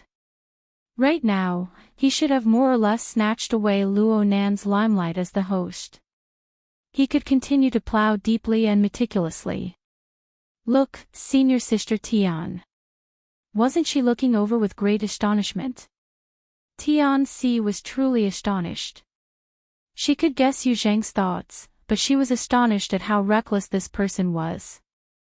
Though she still didn't truly understand Luo Nan's extraordinary ability, it didn't hinder her from having a basic understanding. If Luo Nan wanted someone like Yujing to die silently, it would only take a mere thought for Yujing to die. Fear couldn't be avoided from Tianxi's heart when her thoughts reached this point. This fear came from her reverence towards a power that escaped the control of society's laws and principles. Luo Nan's current wooden performance was like a mask in her eyes. Perhaps the mask would be torn off in the next moment, revealing the face of the Grim Reaper. She turned to look at Yujing, and he just so happened to meet her gaze. He bowed from a distance with a smile. Yujing thought that he was free and unrestrained, but in Tianxi's eyes, he was no different from a rotting corpse. She shivered and subconsciously shifted a bit in Luo Nan's direction. Then, under everyone's gazes, she reached out to press down on Luo Nan's upper arm. She hesitated for a bit, then slid a bit to the side to gently grasp his arm.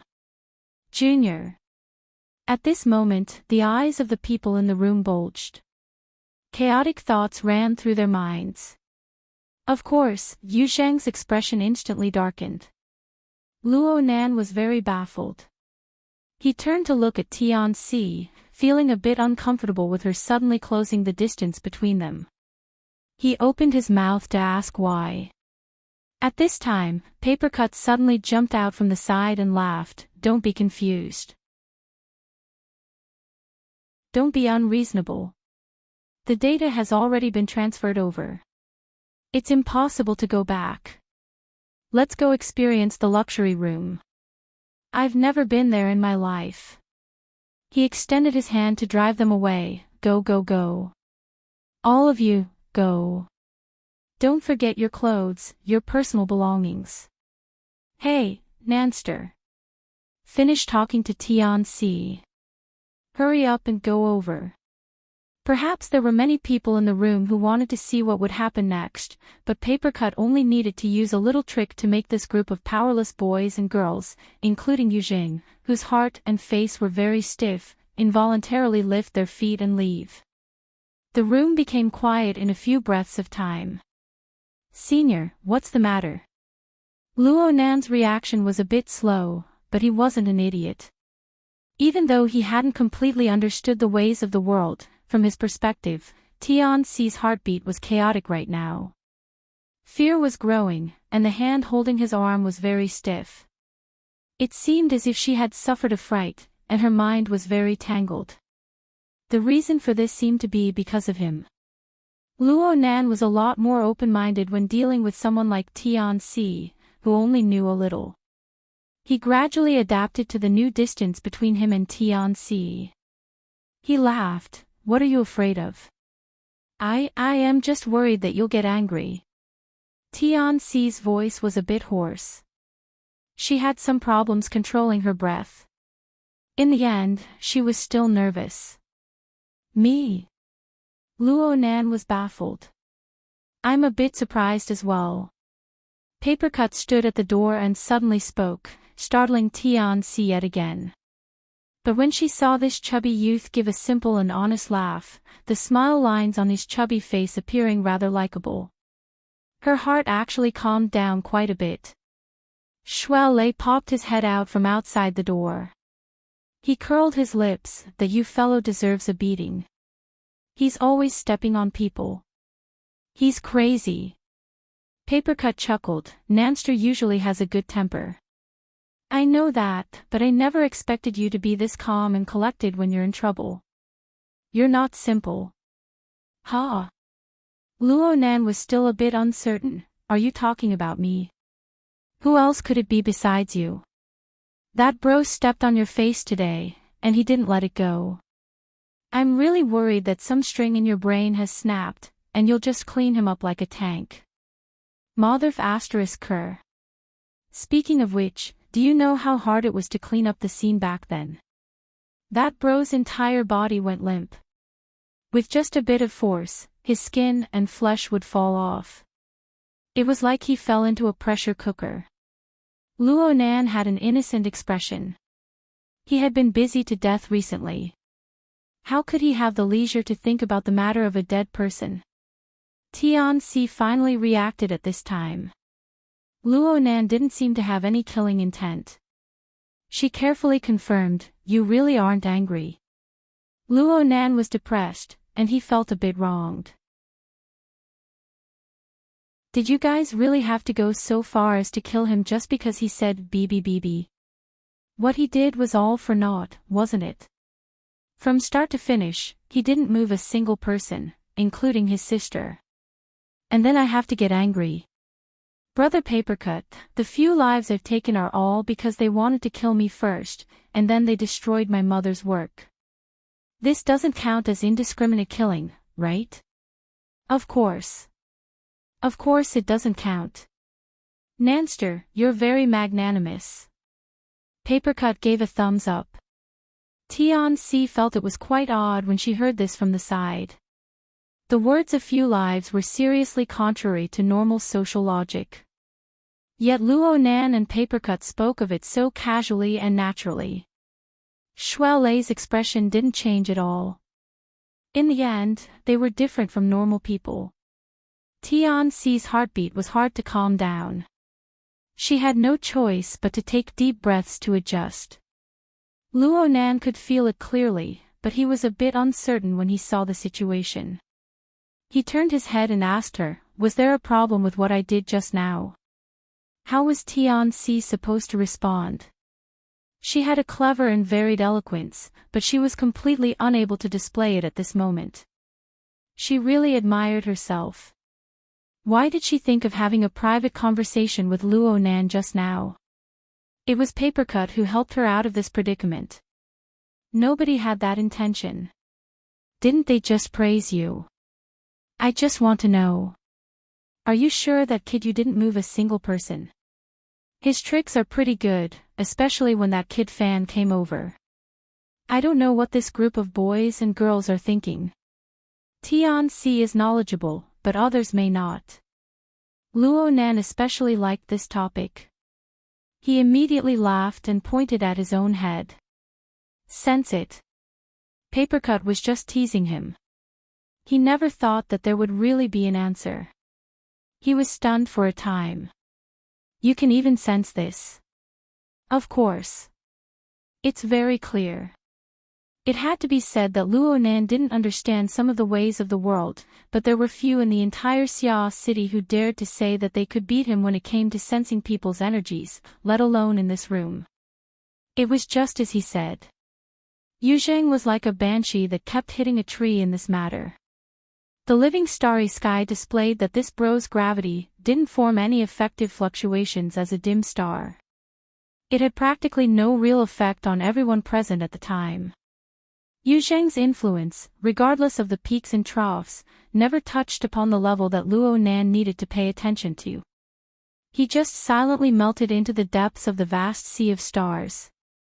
So Luo Nan's heart was truly without the slightest fluctuation. He prepared to give Papercut an explanation, but Papercut had already raised his hands in surrender. Forget it. I still need to help you deal with cat eyes in a bit, so I'll leave some brains for you. Let's go to the luxury room and take a look. Hey, the one I smashed at the Fudong store last time. It's also one, right? Luo Nan grunted. He had a stomach full of words, but he couldn't say them. His mood was a bit down. When they rushed to the luxury room in Area A, they saw Mo Peng's spittle flying from inside. He was talking about a certain person's magnificent feat at the Fudong store. I've definitely never been to this place before, but Nanster should have seen it before. Ha! He doesn't like this kind of place, right? Luo Biao was very familiar with Mo Peng's role as a supporting character. The two matched up seamlessly. Mo Peng laughed mischievously. He doesn't like it, but he can't stand bad luck. Last time, the Frost River Reality on Fudong Main Street was attacked by terrorists. It was smashed to smithereens. After the incident, I looked at the police data. Nanster and the others retreated along a route that included the room in Area A. That seems to be the starting point. Ha! Nanster was also a person who personally experienced it. Tong Hui had heard Imo Han mention this before, but he didn't know much about it. He was quite curious. Of course. You don't say. Today's group took up a third of the place. Me, Sister Pomegranate, Senior Sister Tian, and Brother Chi were all people who personally experienced it, but none of us played as big as Nanster. He was in the last batch to come out. Oh right, there's also Shuelei. He was one of them. His dad was the special police captain in charge of protecting the mission. Mo Peng was dancing with joy as he spoke. Luo Nan and Shuelei glanced at each other. They both kept their mouths shut and kept a low profile. Luo Nan wanted to deal with this group of people before talking to Papercut, Cat Eyes, and the others. However, Yujing stood in the middle of the large room with flowing colorful lights and top-notch sound and light effects. All he heard were words like attack and smash to smithereens. His expression really didn't look too good. A call connected to his wristband at this time.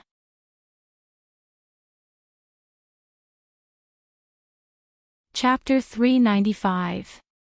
The caller was Fan Chu. Yujing had just received a favor from Fan Chu and had set up the scene.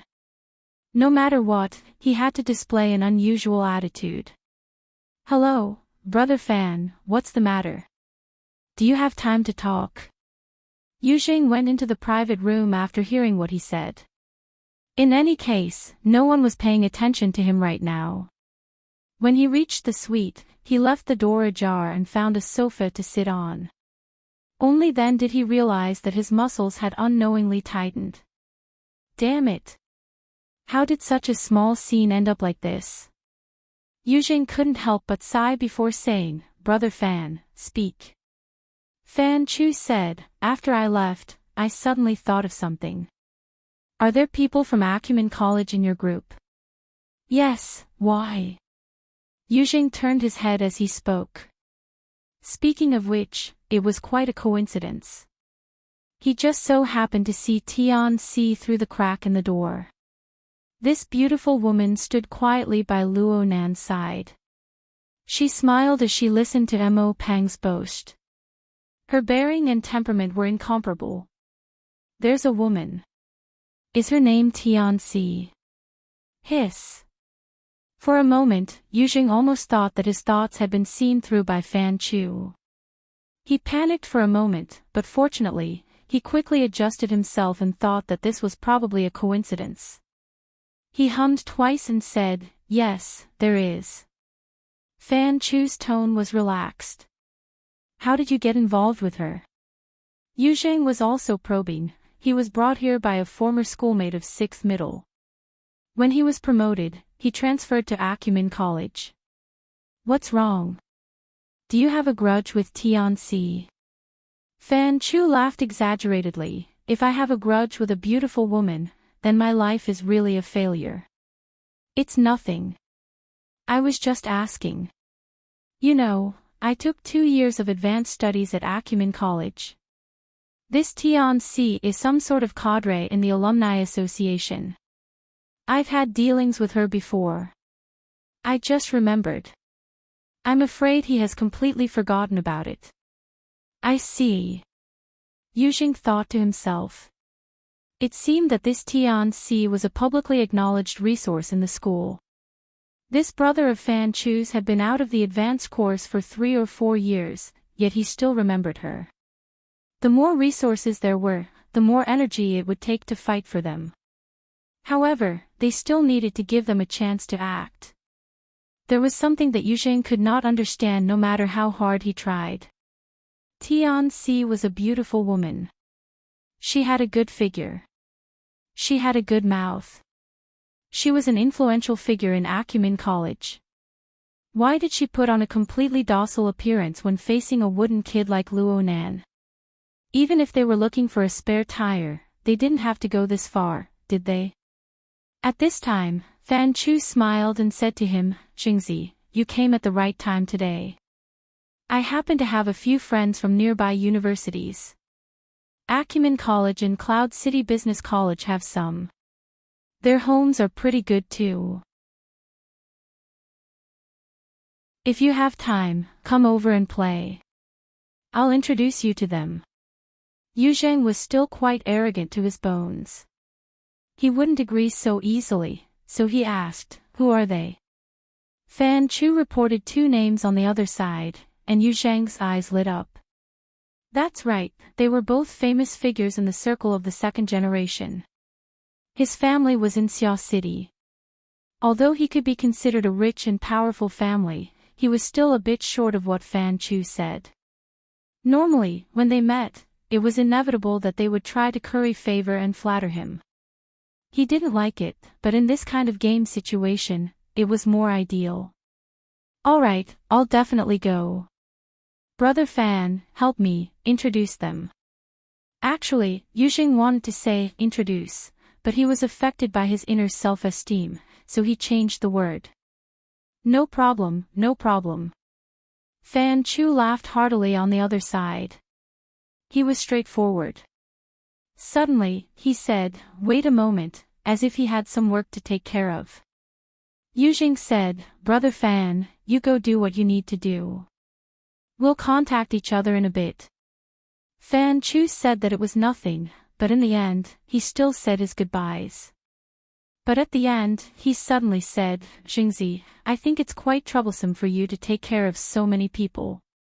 How about this, I'll bring 2 people from my side to visit you. I'll give you some airs, and you can return the favor later."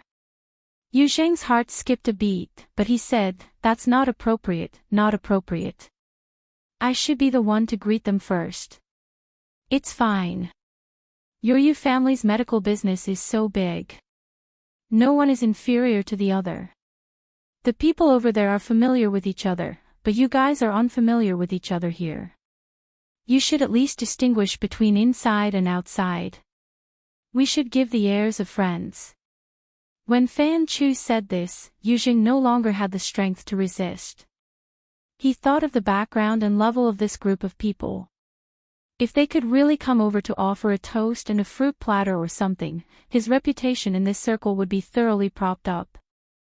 "Alright, Brother Fan, then I'll thank you first." "It's fine, it's fine. Who are we?" Fan Chu laughed and hung up. On the other side, Yu Zheng took a deep breath, his heart beating faster. He felt that this was indeed an opportunity to greatly increase his reputation. His thoughts changed again, and he suddenly felt that it was a pity. Unfortunately, there was only a group of poor students in the luxury room. Although they were good-looking, they weren't people of the ordinary circle. In the following scene, it would be best to greet a few friends that he often hung out with and properly disperse. Otherwise, wouldn't this be the so-called luxuriously dressed at night? With this thought, Yu Zheng could no longer control himself. He nestled on the sofa and used the search function of his wristband to check if there were any friends nearby. He just wanted to give it a try. Who knew that he would be so lucky? There really was a group of people right here in Cloud City Water Village. Although they weren't in the same building, it was only a few steps away. After a moment of hesitation, Yu Zheng waved his hand and snapped his fingers. He took out his usual style and contacted one of the people in the group. "Hey, old Sue. You're pretty close. Look where I am. Aurora Cloud City, Frost River Reality's flagship store. Yes, the newly opened one. I have a group of little kids here. They're my sister's friends. Accompanying them is annoying to death." The heels of Yu Zheng's toes tapped the ground. He pretended to chat idly for a bit and began to urge, "Come over and play. At least there's someone to chat with. Speaking of looks, you know my sister's taste, ahaha, yes, you also know my taste. Alright, come shake them. Shake the car, shake the bed. Shake them if you have the ability. Oh right, those who have designs on my sister should die. Those who steal my prey should also die." Yujing smiled and ended the call. He suddenly clapped his hands.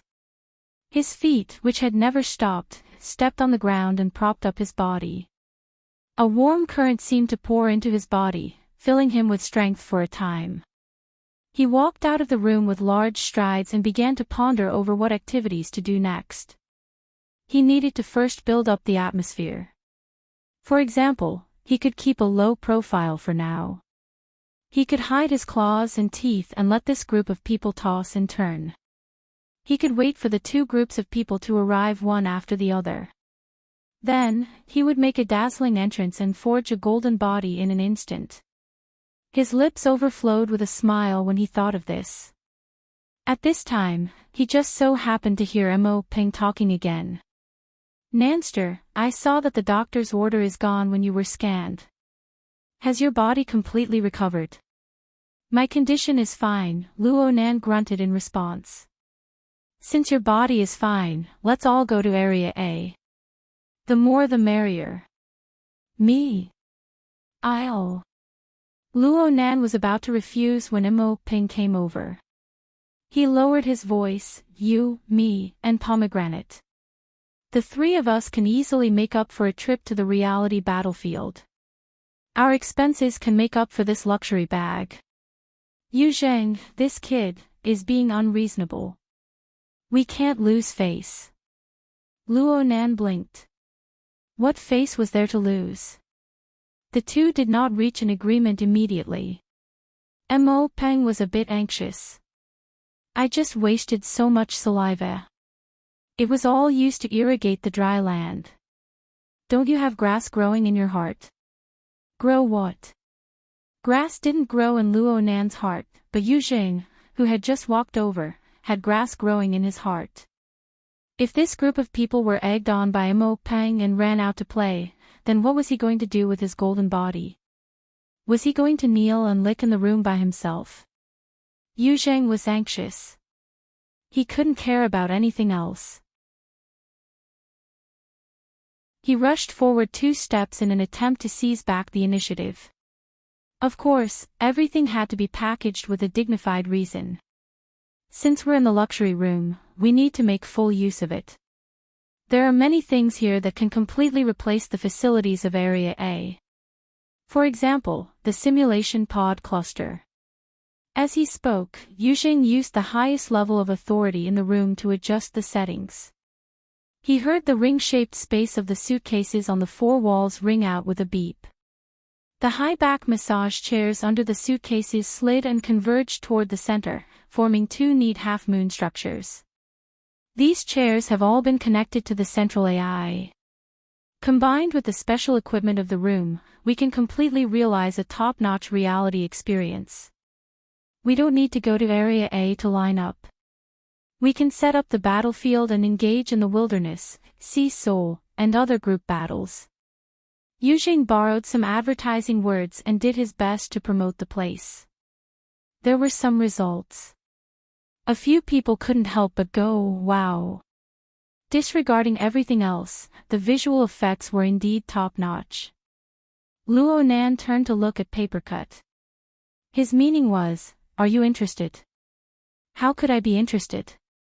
Without the guidance of professional equipment, the reality effect was a joke for a psychic ability user like Papercut. There was no sense of reality. Papercut shrugged. He knew that Luo Nan didn't have the patience to stay here, so he took the initiative to speak up. You guys go ahead and play. Nanster, Leister, and I will go stroll outside and see what drinks are available. Papercut was just being polite, but he never expected Yujing to tense up. He laughed and said, there's no need to go through so much trouble. There's a cold drink cabinet in the room. It's over there. Drink as much as you want. The cost is included.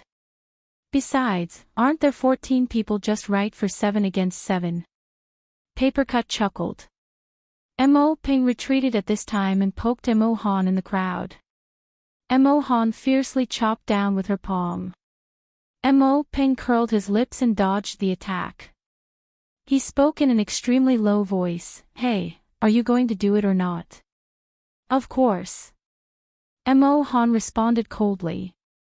She didn't really have any feelings for Yujing before, but she was a girl. Having someone chasing after her would always satisfy her vanity. But reality told her that Yujing wasn't a pursuer. He was a hunter with excess testosterone, and she was just a prey at best. Losing face was a given. Yujing, this bastard, wanted to step on Luo Nan, her, and Mo Peng's faces to climb up. Mo Han had never been the type to be bullied.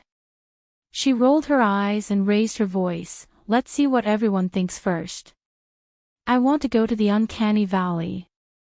Something happened last time, and I wasn't able to play to my heart's content. Today, I have to get it back no matter what. Especially Frost River reality. They even said that they left a frightening gift for me there. Who's going to accompany me? Pei. Gray. Chiu Pei didn't have the temperament to refuse people. She let out a few gasps and was subdued by Mo Han. Ruan Zihue was worthy of being her best friend. He knew to stand on the same side at the crucial moment. He raised his hand with an innocent expression. Okay. She turned to Tong Hui and acted like a spoiled child. You accompany me. Tong Hui wasn't stupid. He knew that this was the beginning of a catfight. Of course, he had to follow in his girlfriend's footsteps. He seized the opportunity to display his affection. No problem. I'll go wherever you go. Oh. Mo Han patted the goosebumps on her skin as she pulled the adulterous couple to her side without the slightest hesitation. Just like this, she pulled 4 people, including herself. Then she provocatively raised her eyebrows in Mo Peng's direction. As for Yujing, who cared? Mo Peng chuckled. Not to be outdone, I think it's better to sweat. I want to go to the wilderness. Luo Biao's stance was very upright. He grinned and said, I also think that exercise is number 1 in this sort of large venue. Mo Ping asked, Brother Qi, what about you? Tian Qi was at a loss. He wasn't really looking forward to the luxurious room's facilities. He was just confused by his sister's overly ambiguous attitude. He really wanted to say, I'll follow my sister to avoid being attacked by wolves. But in the end, his skin wasn't thick enough.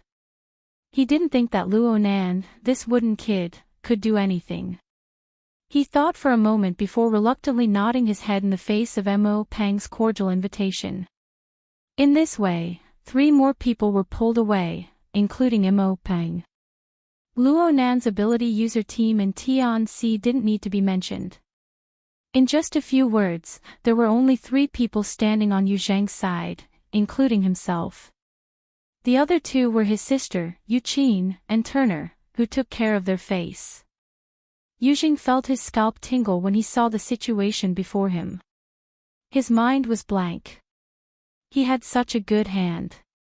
Why was it going to collapse? How was he going to deal with 2 groups of people coming? Yuqin was a good friend of Mo Han's, but she felt very awkward right now. Yujing was being isolated step by step. She had no choice but to choose a side. She was angry at Mo Han for deliberately making her brother lose face. She was also angry at Yujing for his inappropriate words and actions. That idiot. Would it kill him to maintain a low profile for a few more seconds? A good hand with 4 twos and 4 twos had been torn apart by him long ago. The most painful thing was that Yuqin had to find a way out for this idiot brother of hers who had been possessed by an insect. Her mind spun a few times before she suggested, how about this? Everyone go outside and play first. We can fight and dance when we come back. We need to toss and turn in this place to our heart's content. She turned around and hugged Mo Han's shoulder as she spoke, pulling the petite Mo Han into her embrace. Her usually reserved and cold face had a smile on it. Wife, when we get back, let's form a group. Let's beat them up. Emo Han knew that Yuqin was trying to soften her brother's cheeks, but she saw Yuqin speak of their previous terms of endearment without any ill feelings. Emo Han knew that this was rare for the arrogant Yuqin. Her heart softened a bit, but her mouth was still stubborn. You've been having an affair for a long time. Don't come looking for me. Yuqin lay on Emo Han's shoulder. She turned her head to look at Wan Zihui. If I'm having an affair, I should look for Hui Hui. Wan Zihui sneered. I'll make you Hui Hui. What about Pei Pei? Why, you guys have decided. The relatively simple Chiu Pei Pei had long since knelt down in the face of this open and secret tearing. She hastily shrunk back.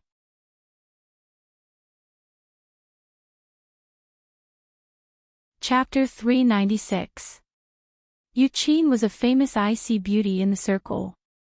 It wasn't that she was reserved in speech and manner, but rather that her family conditions were good. She had high standards, and she was usually reserved. But the more she was like this, the more lethal she would be when she lowered her posture and acted like a spoiled child. Emo Han couldn't make up her mind.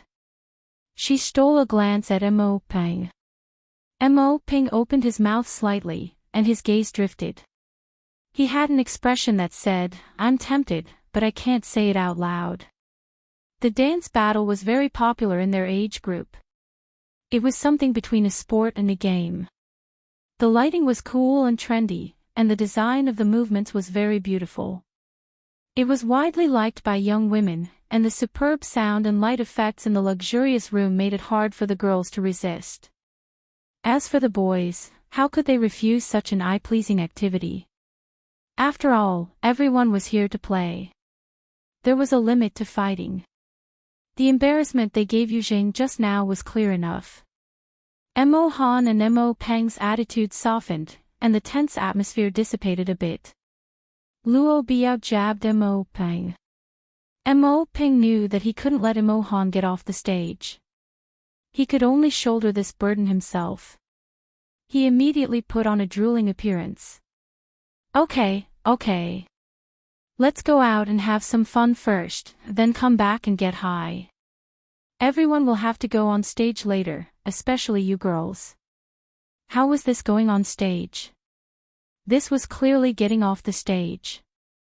Amidst the annoyance and strange laughter, everyone was finally given a way out. The atmosphere that was on the verge of collapsing was put away.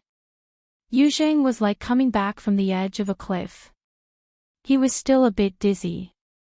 How did things turn out like this? Now that a group of people was going out, he definitely couldn't stop them. Then he could only quickly contact Fan Chu and tell him not to bring people over. Yu Zheng's head was full of questions. He finally sorted out the priorities with great difficulty, but he suddenly felt that something was wrong. He turned his head and saw the wooden kid called Luo Nan staring at him. Luo Nan's eyes were sparkling, as if they were glowing. Motherf *Ker, you look like you're wearing contact lenses. Are you watching me make a fool of myself? Yu Zheng was angry at first.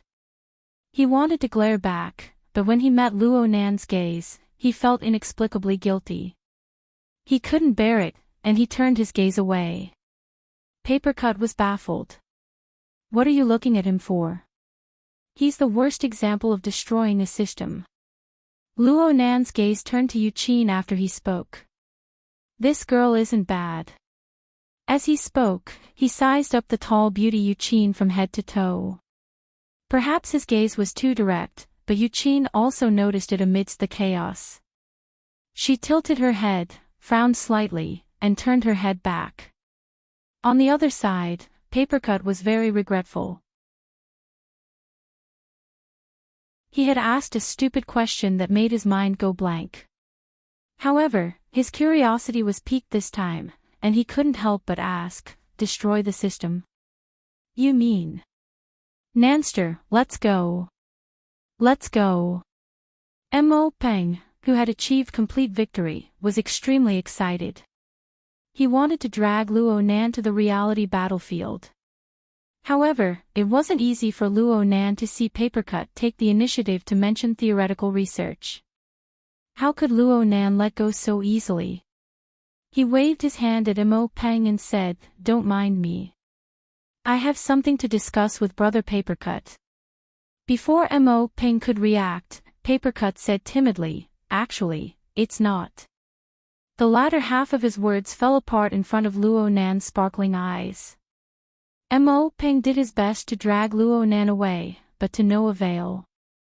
When he thought about how the design of the reality battlefield was already very difficult to realize, he could only grumble and change his equipment before dragging Robio and Tian Chi out. Tian Chi looked back 3 times with every step. He wasn't at ease with his cousin's attitude. Tian Chi placed all of her attention on Luo Nan. She was completely unaware of her little brother's worries. Alright, this was even more torturous. Everyone split up and left, leaving the luxurious room nearly empty. Fan Chu's grumble still echoed in Yu Zhang's ears. The difference between this and the previous treatment was like the difference between heaven and earth. He had to endure it and carefully ponder whether or not he should give a call to his friends in the circle of scoundrels. It was at this time that he saw Luo Nan lead a fatty over to the sofa. They chatted in low voices. As for Tian Chi, she ran back and forth, mixing drinks and refreshments for them. F***ck me. Yu Zhang's brain nearly exploded from the rush of hot blood. Then he was forcefully dragged away by Yu Qin. This last bit of disturbance made Luo Nan stare at the brother and sister pair once more, all the way until they left the room. "If you wanted me, I would explode too." Papercut found Luo Nan's straightforward gaze a bit unbearable. He could only tug at Luo Nan to let him continue. "You said they were demonstrating something. They were destroying an already formed system." Luo Nan took the glass of juice Tian Chi brought to his hand. He slowly rubbed it twice in his palm, using this to organize his words. Big Brother used the most straightforward method. He did his utmost to manifest his existence. He used money and connections to frame himself. He forcefully cut in, hoping to use his own gravitational force to make all the stars revolve around him. Luo Nan actually understood. Papercut laughed. He thought he was a star, but in the end, he wasn't even an asteroid. Indeed. Luo Nan didn't laugh. His attitude was very serious. The people who came to this gathering tonight can be considered a 2-star system. I, Mo Peng, and Mo Han are the main initiators. We are 2 stars. Brother Papercut, you, Shuelei, and senior sister Tian are mainly pulled by me. The others are mainly pulled by Mo Peng and Mo Han. As for me, Mo Peng, and Mo Han, we are mutually pulled by familial love. This kind of system structure isn't stable, but Yuzheng chose to use the stupidest and most unsuitable method. His money and connections are meaningless to us. For Mo Peng and Mo Han's friends, they lack sufficient impact. Yes, Mo Peng and Mo Han made good friends. Then he was taught how to be a person by our system. But his sister understood how to attack from within the system. She used friendship, the gravitational form of their internal system, to settle Mo Han. She untied her brother's knot. Yeah. The fortress needs to be breached from within. Papercut laughed as he leaned back on the sofa. It looks like you understand quite a bit. So you were just pretending to be naive. Leister and Miss Tian, you both understand, right? Be careful. Shuelei laughed mischievously, and Tian Chi pursed her lips in laughter. The atmosphere was relaxed and carefree. Luo Nan just shrugged. It's just that we don't have any requests. If my request conflicts with Mo Peng and Mo Han's, and the power of this conflict is stronger than the gravitational form of the 2-star system, familial love, then this 2-star system will likely collapse. At the very least, it will create an unbalanced crack. Papercut's smile suddenly froze on his face. What the fuck are these youngsters thinking these days? He suddenly discovered something. What Luo Nan said wasn't particularly profound. He just used a few terms to make it more suitable for the general situation. Strictly speaking, it wasn't particularly comprehensive. But this general situation made Papercut a bit uneasy. Was this something a youngster should ponder over? Was this something a normal person should ponder over? The focus of Luo Nan's thinking was certainly not to discuss today's matter as it stood. Instead, it was to form a general and feasible truth for him. Looking at it from this angle, perhaps Luo Nan had already formed an abstract system with his surrounding environment and connections. What the hell? It wasn't a problem to engage in theory, but Luo Nan was basically a 15 or 16-year-old child. Was it really good for him to ponder over such profound and abstract questions of life and society? It was definitely not good. This was what Papercut believed.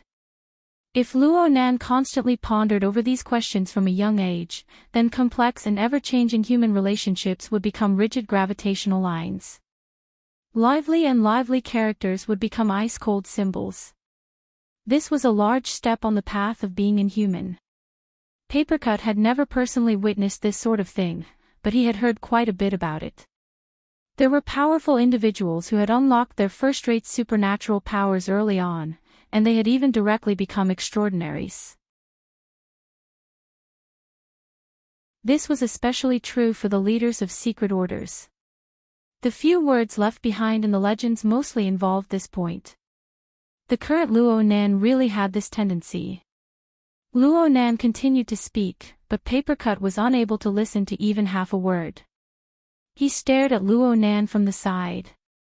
He looked at this delicate and pretty boy who was only 15 or 16 years old. Luo Nan used a calm and detached attitude to narrate his findings one by one. Luo Nan strove to filter them out and give them a general meaning. What should have been a scene worthy of admiration and admiration caused a chill to run down Papercut's spine. A moment later, Papercut suddenly opened his mouth to interrupt Luo Nan's narration. You call them brother and sister. What are they called? Ha! That pair of brother and sister. What are they called? They're called. Luo Nan gaped. He really couldn't think of anything for a time. It's over. Papercut closed his eyes. He was at least 50% certain that Luo Nan was advancing on a path that made people both envious and fearful. Perhaps a new extraordinaire would appear in the Xia City branch in a few years. But this extraordinary would be very different from Ouyang Qin and Her Majesty Empress Wu, who had been tempered for many years. He had this premonition. Papercut didn't know what he should do. After all, he was far too far away from the level of extraordinary. Everything he knew could only touch the surface. He didn't have the ability nor did he have the qualifications to comment on such matters. He didn't have the qualifications to make irresponsible remarks about the direction Luo Nan chose. He would have to ask the secretary later. No, perhaps President Ouyang would be more suitable. Papercut's silence didn't affect Luo Nan's mood. What he needed right now was a listener. Actually, Papercut had misunderstood a bit. Luo Nan's thoughts on the entire system had only surfaced today. The source was the sensing ability of the system he learned from Ink. This ability allowed him to see the positive effects of forming a relatively complete and closed system. His train of thought naturally turned to this when he encountered a similar situation. Of course, Luo Nan's thoughts were quite deep. From this matter, he was able to see that the internal structure of the system needed to be more cohesive. A dual-core system was definitely out of the question. The more secretive, the better. The stronger, the better. The higher the level, the better. For example, Yu Qin's methods were able to deal with Mo Han. But on Luo Nan's side, the ability user society, friendship, comrades in arms, and other elements were completely meaningless. But these things seemed to be lacking when compared to religious connections. This made Luo Nan think of secret orders. Luo Nan talked non-stop for a long time. He held back a bit when it came to the deep secrets of formatting theory. He didn't care if Papercut, Shuele, and the others understood or disagreed with him. He spoke everything in one go. He used the process of weaving words to sort out logic and re-examine his understanding of himself. Luo Nan finished the cup of fruit juice in his mouth. Then Tian-Si seamlessly handed him another cup of fruit juice. Can I drink some more juice? Yes. Thank you. Papercut groaned in his mind. He finally found an opportunity to interrupt. He didn't care if Luo Nan was happy or not. He waved his hand and said, "Calm down for a bit. Did you come to the amusement park just to chat? You might as well find a tea house. Didn't I run into one? Otherwise, I would have definitely found one. I still have to wait for cat eyes." Luo Nan looked at his watch. It was just past 7 o'clock. Let's chat a bit more. There's still an hour. Papercut undoubtedly liked this lively and conversational young boy more. He shook his head fiercely. Stop talking to me about systems. I'm getting dizzy. Then let's change the topic. Let's continue with the ice cream shop. Ice cream shop. It's related to worker Zhai. It's related to the condensation ring. Luo Nan felt that his inspiration was gone, so he wanted to communicate with Papercut. From his perspective, there were far too many things that needed to be discussed and researched right now. Any direction would make him exuberant. Tian-Si delivered a cup of hot drink to Papercut's hand. Papercut had an excuse when he saw this. Learn etiquette well. You called Miss Tian over, and then you made her serve you tea. Luo Nan went, "Aw." He was certain that this was another one of his mistakes. He had taken it for granted that Tian-Si came over. This senior sister couldn't let go. She wasn't as easy to blend in as Tian-Chi. Tian-Si was a flower of understanding. She saw the situation and her eyes drooped slightly. Don't mind me. I'm fine listening to you guys chat. Well, if it's inconvenient, I can go take a stroll outside. No, it's not inconvenient. Luo Nan felt that Tian-Si was more or less an insider after the incident at Ocean Sky Cloud City. It wasn't a big deal for her to understand a few things about ability users. Papercut could see that Tian-Si had the intention to retreat in order to advance. She was doing her best to blend into Luo Nan's inner circle, striving to obtain a favorable impression from Luo Nan. Papercut didn't care about the utilitarian considerations. This kind of behavior gave him the opportunity to operate. Yeah, it's not inconvenient. It's mainly because there's something wrong with this kid Luo Nan's brain. He came to an amusement park to talk about theory. I'm tired of listening to him. Miss Tian, do you have a place you want to go? I'll accompany you. Papercut stood up as he spoke. Tian-Si immediately looked at Luo Nan. Luo Nan finally confirmed the problem of etiquette.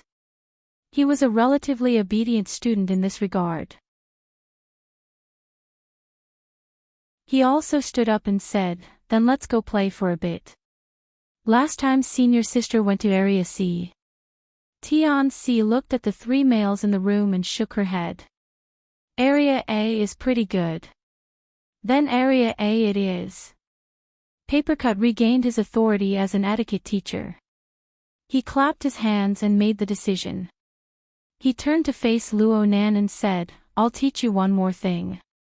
If you feel that the experience here isn't enough, you can temporarily use the Hexier to carry out the guidance function.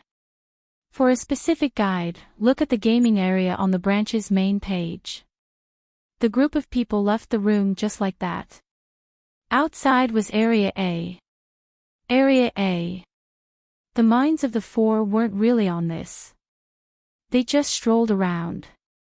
Comparatively speaking, Shualei was a bit more engrossed.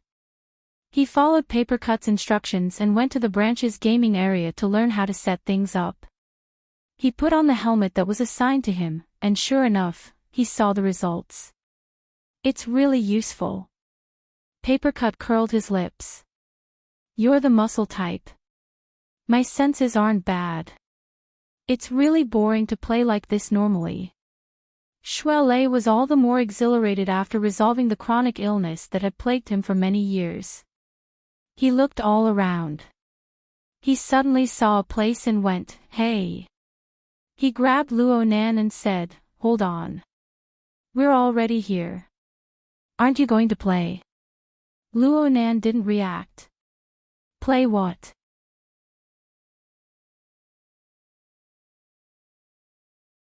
Chapter 397. Area A of Frost River reality was forever the most bustling area. It might not have the largest number of people, but there were thousands of people running and rolling in the field. There were also the cheers and screams of the enormous number of onlookers. The clamorous sound waves never stopped for a moment. This was the place where reality technology was the most unbridled. Under the guidance of immersion equipment, players would go from the skyscrapers and bustling cities to the dangerous seas and wilderness in an instant. They would struggle to escape from the jaws of the mutants or show off their prowess.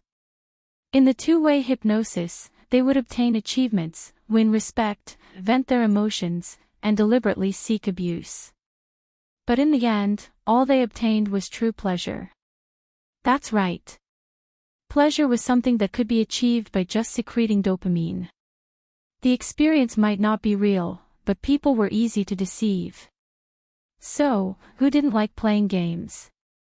The atmosphere of Area A was in full swing. Luo Nan looked at the players around him who were completely engrossed in their own world. He really could not bring himself to refuse. Well, Luo Nan's heart was itching. Virtual achievements, respect, and the like were meaningless to an ability user like him, who danced on the line between life and death many times. However, being able to interact closely with his friends was still very attractive to him. Luo Nan opened his mouth and was just about to agree when Shualei went "ouch" and slapped Luo Nan on the shoulder. Shualei's fist was extremely heavy, but it could not overcome his vexed emotions. "What are you hesitating for?" "Ha!" Luo Nan had an innocent expression. He didn't wear a helmet. Plus, do you have any hopes for a rookie? Papercut didn't know if he was speaking up for Luo Nan or if he was intentionally mocking him. Next, Papercut explained for Shualei, there were 2 empty seats in the hero's seat just now. Leicester wanted to snatch a seat, but you guys missed it while you were talking. Actually, there were over 1,000 pairs of eyes staring at you. It wasn't that easy. Shualei retorted, I heard that the probability of snatching a seat in a luxury room is several times that of a normal room. Maybe he did snatch one. Hero seat. Probability of snatching a seat. He seemed to have heard of it before, but he did not have an exact impression of it. Luo Nan once again felt the deep malice of the normal world. It was Tian-Si who observed his expression and went forward to explain. The environment here was noisy. Tian-Si spoke softly, so she naturally moved closer to Luo Nan's ear. Her posture was intimate. Luo Nan felt a drooping strand of hair brush against the side of his cheek and his collarbone. There was also a faint fragrance that entered his nose. If he didn't deliberately perceive it, everything would be light and fine, as if there was nothing there. This was very much in line with his aesthetics. Therefore, Luo Nan felt quite comfortable. At the same time, Tian-Si also explained the ins and outs of the matter clearly.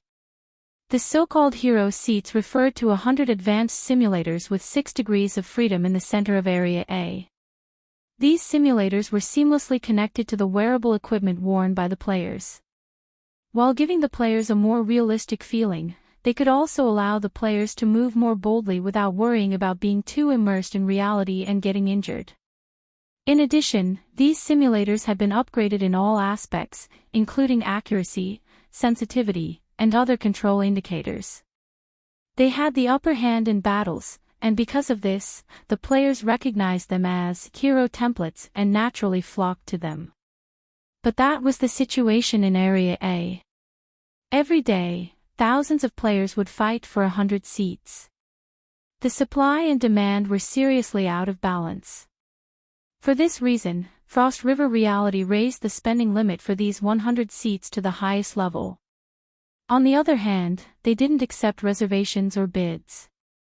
They only used the system to do random instant kills. At least in name, they achieved openness, fairness, and impartiality. As for the probability of getting a luxury room or a normal room, it was just a speculation that circulated among the players. The operators had never officially confirmed it. Luo Nan stated his understanding, so even if you want to play, you might not be able to play. Shuelei sighed, it doesn't matter if you can't fight for the hero seats. In any case, are you going to play or not? I'm going to play. You lead the way. Luo Nan shrugged and put on the semi-sealed helmet in his hand. He followed Papercut's directions and went to the Society's homepage game area. He learned the temporary guidance mode. After a few rounds of operation, his mental senses smoothly withdrew. He no longer overstepped his bounds and the effects of immersion grew clearly. He naturally placed his attention on the translucent panel before him. He looked at all sorts of real-time information related to Area A. The screen flowed like water. At the same time, the various AR effects in the surroundings were strengthened. His impression of the amusement park grew fainter and fainter. It was as if Luo Nan had arrived in a shabby little town covered in dust and sand. The streets were crisscrossed, and all sorts of buildings were arranged in a row. All sorts of bars, shops, and training grounds were set off against each other. Even the rusted metal gate that led out of the town appeared in his field of vision. Behind the rusted metal gate was the reality battlefield. Right now, they were in a service area. Shuelei turned his head and looked all around.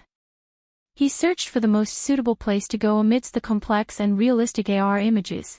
If we can't get the hero seats, then everything else doesn't matter. Let's go, hey hey hey. While Shuelei was shouting, Luo Nan saw an eye-catching blood-red message flash on the translucent panel. Every player, please pay attention. Seats 77 and 91 in the hero area are vacant. Get them. Papercut yelled from the side. Luo Nan subconsciously triggered it with telepathy, but he soon came to a realization.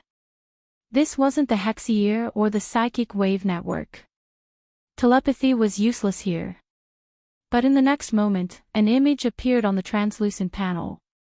An alloy dagger and a sinister beast limb collided with each other. Sparks flew in all directions. Hot-blooded background music flowed into Luo Nan's ears. There was also a vigorous male voice that spoke like a madman. The cruel battlefield has welcomed a new hero. Look! The door to glory is open. Luo Nan was stupefied in place. Did we get it? Yes. Shuelei waved his arm to the side, then he reported the good news to Luo Nan. Nanster, we got it. Today's luck. Ha! The two were already surrounded by special AR lighting effects. One glance was enough to know each other's identities. Just like this, they inexplicably obtained the qualifications for the hero seats. The hero seat snatching duo achievement obtained. Papercut laughed and pushed Luo Nan from behind. How many grannies have you helped cross the road these past 2 days? You lucky bastard. Hurry up and go. There's a time limit for the qualifications to snatch seats. Luck? The problem of probability was a mathematical problem. Using luck to explain it was too rash. Luo Nan was a person who liked to be serious. His brain crashed for a time, and he entered an endless loop. But Papercut pushed him forward. and Shuelei led the way in front. The group of people advanced quickly toward the hero area. In the end, they entered the sealed area amidst the gazes and sighs of envy. Papercut and Tian-Si were unable to enter this place. They were blocked by the gorgeous projection curtain wall. The lucky bastard scram. Let's find a place to pass the time. Papercut chuckled and slightly adjusted the position of his helmet. He asked Tian-Si, "Does Miss Tian play the game 10 Days in the Wilderness?" Tian-Si wore soft armor sensing equipment. Her elbow clamped the helmet. She appeared valiant and heroic under the dim lighting of the game area. She pursed her lips into a smile. "I play it, but I play it more in the mobile mode." Papercut invited her. "I also like to play mobile games. There's a strategy room here, right? Let's go play a round or two." Tian-Si's gaze swirled. She didn't refuse, but she didn't agree either. Instead, she raised a new question. She imitated Luo Nan's form of address. "Brother Papercut, Jr. and the others weren't lucky when they snatched a spot, right?" Papercut was all smiles as he said, "How could it be luck? They temporarily bound themselves to the hexier. Their telepathic thoughts are triggered, and they have the psychic wave network to transmit and convert signals. It's the same as using an instant kill plugin. Who can be faster than them? This is the advantage of ability users." There were many nouns in Papercut's words. They exceeded the scope of Tian-Si's knowledge, but it didn't prevent her from understanding the general meaning. And it was because she didn't understand that she couldn't help but imagine the mysteries within. She was a bit spellbound for a time. But soon she came back to her senses. She was a bit baffled. "Then why didn't you say it just now? It's so hard to get a pleasant surprise. Is there any fun in being too realistic? Especially that fellow Nanster. If he continues to develop like this, he won't age prematurely. There won't be any problems with him turning into a theoretical machine. Don't you think so?" Tian-Si could only smile at this time. Papercut invited her once more. "I just checked. The strategy room is over there. Do you want to go?" Tian-Si had just started, but she found it hard to continue. This was because what she wanted to say was completely unrelated to the so-called strategy room. Papercut turned his head to look at her. Even though they were separated by a semi-sealed helmet, Tian-Si still felt an indescribable pressure. It was also at this time that the light and shadow on the projection wall displayed the inconceivable martial strength of the game hero. The gorgeous effect and intense conflict caused players to stop and watch. They even let out cheers. This scene gave her imagination and also gave her motivation. "Brother Papercut, can I also?" Papercut was wearing a helmet. He probably didn't hear her. He turned around halfway and waved his hand, guiding her to the strategy room. Tian-Si wanted to raise her voice a bit more, but this thing called courage was famous for its first flourish, second decline, and third exhaustion. In the end, the words didn't come out of her mouth. She was a bit dispirited. She turned her head to look at the projection wall once more. In the end, she put on her helmet and followed behind Papercut. She didn't know that Papercut, who was walking in front of her, also sighed. After seeing the sky outside the well, how can I want to return to the mud again? But without the talent to leap out in one go, thinking about this matter is just harming myself. With Tian-Si's age and bone structure, it was practically impossible for her to obtain any results if she walked the path of fleshly body strengthening, even if she had the guidance of a famous teacher. As for mental strengthening, she didn't have the talent with just a glance, so naturally, there was no need to mention it. Talent. Talent. Papercut felt quite bored as he thought this. Could it be that there was no way to find a cultivation method in this world that was open and aboveboard, that grew from nothing, that grew from small to large, that gradually accumulated step by step to 1,000 miles? What in the world was the foundation that this group of ability users relied on? Who could give them a clear answer? Luo Nan's figure suddenly flashed in Papercut's mind. Perhaps only this kind of super-talented freak, who wholeheartedly delved into theory, had the hope of seeing through the dense fog and pointing straight to the truth. However, such an existence was far too unadorable. In comparison, even that vain and foolish Yu Zheng was more like a living person. This wasn't good. It was very bad. Though he didn't have the qualifications to evaluate, Papercut really didn't like this change in his heart. Tisk, I'm such a woman. Papercut continued to laugh at himself, but he still contacted someone through the Hexier after walking a few more steps. In the beginning, he wanted to choose He Yueyin. After all, she was his secretary. But when he thought about it again, secretary he didn't seem to have too much of a human's aura. And in terms of level, Luo Nan, who could confuse people 5 miles into a fog at any time, might already be a head higher than his own secretary. Papercut switched contacts as soon as his thoughts reached this point. But as he expected, the other side only transmitted a prompt, "Please leave a message if you have something to say." "I'm going in again." Papercut shook his head. He honestly translated his thoughts into words and transmitted them over. "President, I want to ask you about something. It's about the child Luo Nan's personality." After Luo Nan entered the hero area, he discovered that the area where the simulator was placed was like a maze. He was soon led away from Shuelei by the AR guide. But soon, a conversation window lit up on one side of the translucent panel. Shuelei's avatar appeared, and he was able to communicate with Papercut. This was the privilege of forming a team after entering the luxury room. People outside the room could only honestly send messages. "Nanster, let's not enter the battlefield. Let's first build a room and play around." "Okay." Luo Nan was a standard rookie. He was a bit lacking in confidence to immediately enter the most explosive and chaotic reality battlefield. Shuelei's plan was just what he wanted. His and Shuelei's good luck began to quickly ferment just as the call ended. Avatars popped up one after another. Some were instant messages, and some were messages. "Mo Peng, bullshit. I've snatched 100 times since last month. Luo Biao, let's go play with the rainbow ball in a bit. Maybe we'll be able to earn back tonight's expenses. Mo Han, don't you think it's a waste? Tian Si, yeah, I just saw this function.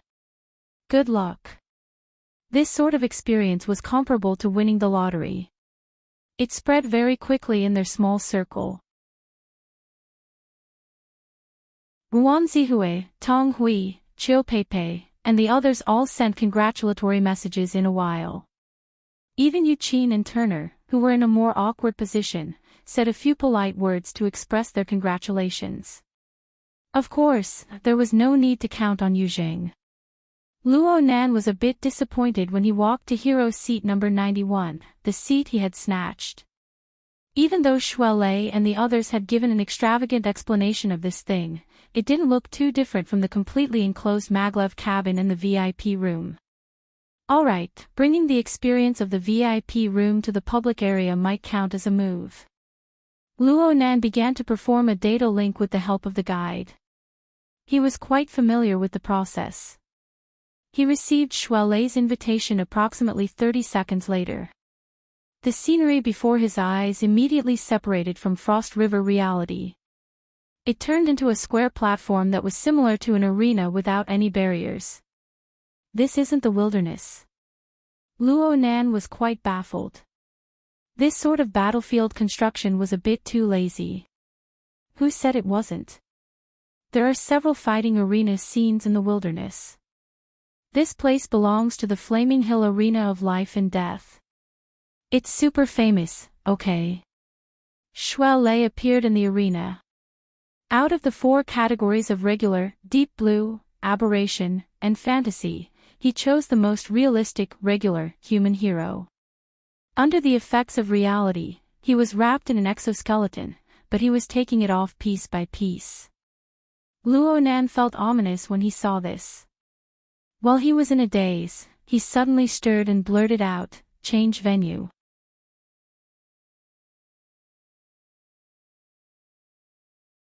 Chapter 398. He had been tricked. Only now did Luo Nan understand that Shui Lei's intentions of wanting him to do Sanzhou training had never dissipated. This bro had endured for half the afternoon and half the night. Finally, he used the invitation to fight in the wilderness to push Luo Nan into the pit. Of course, Luo Nan could still act shamelessly. He could switch to a mutant, a fantasy, or something to indirectly avoid the fight. But Shui Lei had forced him into the pit with good intentions.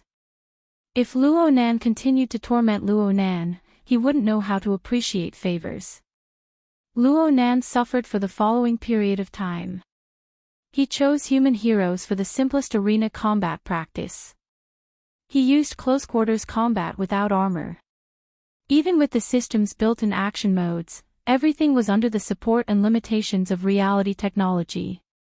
But Luo Nan was still tossed around miserably against Shui Lei, a true fleshly enhanced elite monster. His most effective long-range senses were lost. Soul strength was useless. Shui Lei could play however he wanted by relying purely on his body reactions and his near-blank experience. Luo Nan lost 10 rounds within 5 minutes. He lost so much that he nearly vomited his bile. His friends and their small circle never expected the two to play in this sort of game mode. Each and every one of them were dumbstruck. Especially in the 10th round, when Luo Nan was strangled by the neck, the group of people flooded the screen with messages. "Mo Han, Nanster, I have a whole new level of respect for you." And "Shui Lei, I can't look straight at you." "Mo Peng, don't cry, Nanster. Stand up and rub.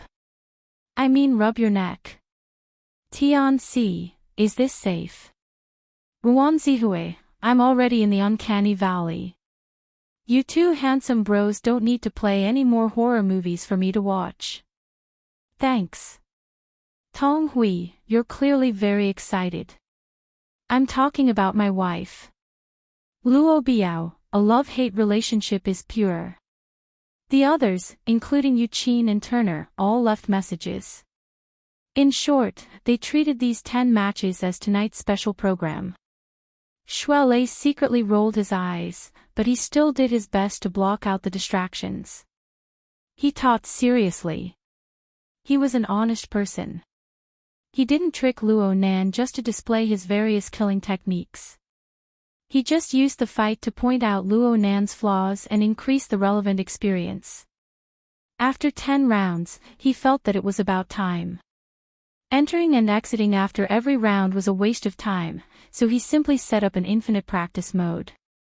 He used the system's action design to feed Luo Nan moves. Most of these system actions are quite reliable. The lead rhythm is also quite good. We can start with these routines. Actually, whether it's Sanzhou or routines, it's important to grasp opportunities. In other words, we need to have a good eye first. It's not a problem for me to temporarily have high expectations but low ability. I'm only saying this to you. Yes, it's the gym master. He said it, right? Luo Nan gasped for air. The interference of Mo Pang and the others had an even greater effect on Luo Nan, who was at an absolute disadvantage. However, his current level of concentration was definitely commendable. Even if he had the intention to deal with Shui Lei at the beginning, after losing 10 rounds and getting beaten up repeatedly, his emotions would have changed. Except for the few times when Shui Lei deliberately let him hit him as a demonstration, under normal circumstances, he did not even touch the corner of Shui Lei's clothes. No matter how natural the result was, no matter how slight the sense of defeat was, it accumulated over and over again, and it was enough to make one furious. Luo Nan's body grew more and more exhausted under the drive of these emotions, but his attention grew more and more focused. Not only was he able to effectively block out the outside world's interference, he also had a clearer perception of the environment he was in. F*ck me. Luo Nan was knocked down by the heavy kick once more. He fell on the stage and was confused. He was more and more certain that there was a difference between the maglev cabin in the VIP room and this 6 degrees of freedom simulator. The maglev cabin Luo Nan used should be a special object for burners and ability users. It had a fine sense of the human body, reaching deep into the mental system level. It was able to observe and influence the operation of billions of nerve cells in detail. Once activated, the maglev cabin could form a corresponding template in the virtual world. It was already very close to the hexier. Activities in the virtual world were mainly driven by the mind. But there was no lack of stimuli and influences. They would all be fed back to the body. The current 6 degrees of freedom simulator was far too lacking in precision. But there was one thing. It could pull the body to a considerable extent. It was probably the legendary saying, if precision isn't enough, strength will make up for it. It could be said that Luo Nan was an iron coach who didn't recognize anyone. Luo Nan especially followed Shui Lei's request. Luo Nan raised the extent of guidance to the maximum. Under the guidance and control of the device, Luo Nan would punch when the hero punched. He would kick when it was time to kick. And the extent of movement was very demanding. If he failed, the game character's entire body would be stiff. He would only be able to suffer a beating. The simulator also came with a bonus punishment stimulation. It was a simulation of the feeling of being struck. It was unbelievably unrestrained. Heavy blows, tumbles, lacerations, throats, and so on. It was very well differentiated. Luo Nan endlessly adjusted his movements according to these characteristics. And Shui Lei continued to adjust his teaching techniques. From general pointers to painstakingly staring at a set of movements, he repeatedly taught Luo Nan foresight. You must have foresight. You must understand the movements. You must judge the movements. You must grasp the rhythm of your and the enemy's exertion. The rhythm of both sides is conflicting, but it must be combined together. The perfect situation is your peak against my trough. Good. Luo Nan charged forward with a kick, but it was blocked by Shui Lei. The system determined that the attack was effective. The force even caused the game hero to take a step back. Luo Nan seized the opportunity and was about to attack again when the simulator lit up with a yellow light. It was a warning from the system that the user had consumed too much physical strength. Pause. Shui Lei raised his hand to call a halt. He had been paying attention to the state of Luo Nan's body all this time. It was just practice.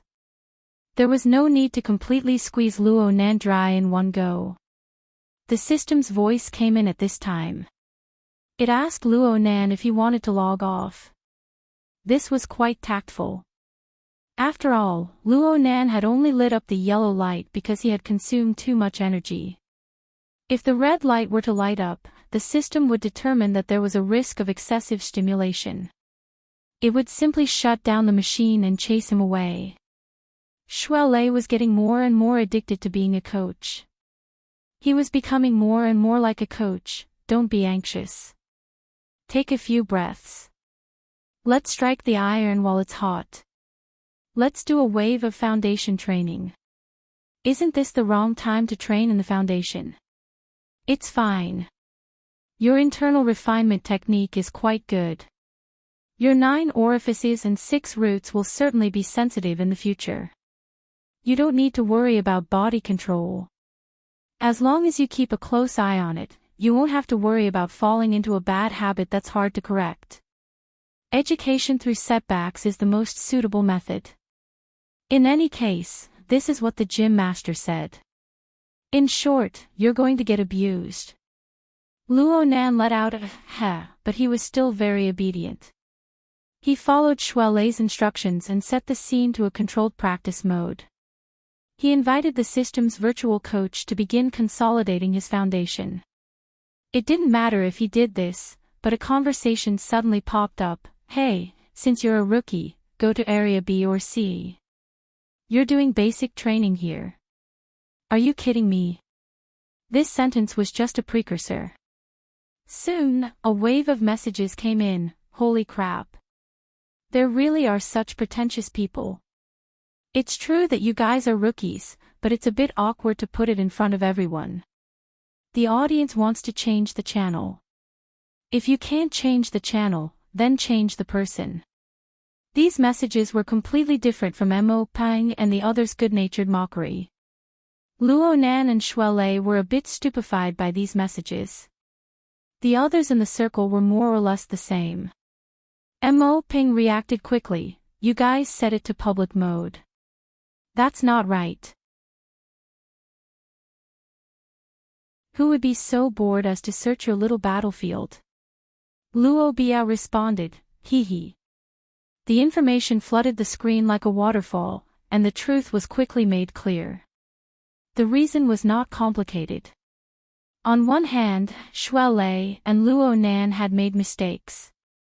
Neither of them could be considered veterans of reality realm. They did not set up a privacy mode after setting up the battlefield. Therefore, their fight was open to the entire platform. Anyone could see it if they applied to watch the fight. On the other hand, Luo Biao assisted in courting death. This bro had just edited a few clips of Shuai Lei crushing Luo Nan and posted them on the internal forums of Frost River Reality. The title was Love-Hate Relationship. The content of the video was fine. Shuai Lei was the main character, and it gave quite a bit of feeling. But the interface was probably not cleaned up properly. Soon, some technical experts recognized the source of the video and called for quite a few people to come watch the fight. However, what happened next greatly disappointed the excited spectators. Luo Nan and Shuai Lei's teaching battle was already dry. The entire process was filled with P spots. Now they were doing basic training. It was too much of a mockery to the players who had tried to snatch a spot several hundred times to no avail. No wonder someone jumped out. Damn. These people. Shuai Lei had managed to trick Luo Nan with great difficulty. Luo Nan was gradually getting into the groove of teaching. How could he give up so easily? It was fine to just listen to the words Area B and Area C. The simulators over there were quite a bit lacking in realism compared to Area A. Naturally, the training effects were much worse. Luo Nan absolutely would not agree to this just based on this point. However, the internet was a place where emotions were surging. There were quite a few people who spoke without any basis. Shuai Lei was furious when he saw this. He simply replied in the public channel, "We're all here to snatch a spot. Since we're here, how do we play is up to you guys to decide." In terms of raw strength, Shuai Lei could probably kill 100 opponents by himself. But in terms of a war of words, he was not up to the mark. His opponent simply retorted, "Trash who wants to occupy a spot. Come fight me if you have the guts." The so-called fight for a spot was similar to an arcade game. The winner would go up and the loser would go down. But the problem was that this mode required the support of the system. Otherwise, it would be a foolish act of harming others without benefiting oneself. Shuai Lei chuckled, "Then you'll need to have a seat first." His voice had just fallen when the enormous words declaring war and blood filled the air. It shook the stage to the point where it shook. That was right. How could there be no good people in a place as chaotic as the hero area? Luo Nan shook his head, "Don't even think about peace." Sure enough, all sorts of information bombarded Luo Nan. More importantly, the blood-red declaration of war came crashing down. The vibrating effect was extremely annoying. Luo Nan wanted to set it to private mode, but Papercut, who had been watching silently, jumped out at this time. "What's there to block? Just fight." "I can't fight." Luo Nan had a clear understanding of his own level. Just based on his performance in the fight against Shuelei, he would be the master of being oppressed. He wasn't a masochist. Why should he? Papercut was so happy that he bent over. Luo Nan's current distressed and tormented state was to his liking. Luo Nan was like a normal 16-year-old youth. Right now, Papercut only wished for the world to be in chaos. He immediately began to act like a senior expert. It's not pure fighting. You youngsters lack experience. You practice in a rush. Your goals aren't clear. It's hard to avoid twice the effort for half the result. It was rare for Papercut to speak in such an old-fashioned manner. However, Shuelei and Luo Nan were very happy to listen to the opinions of a veteran ability user. Leicester just said that he wanted Nanster to first train his eyesight. It doesn't matter if he has high standards for a moment, right? Luo Nan acted as a witness. There was this line. Shuelei had no objections. Then it settled. If eyesight was the first priority, then doing movement training and basic training would cause suspicion of being distracted. He must be working hard on both sides. You should have taken it as a secondary course in the first place.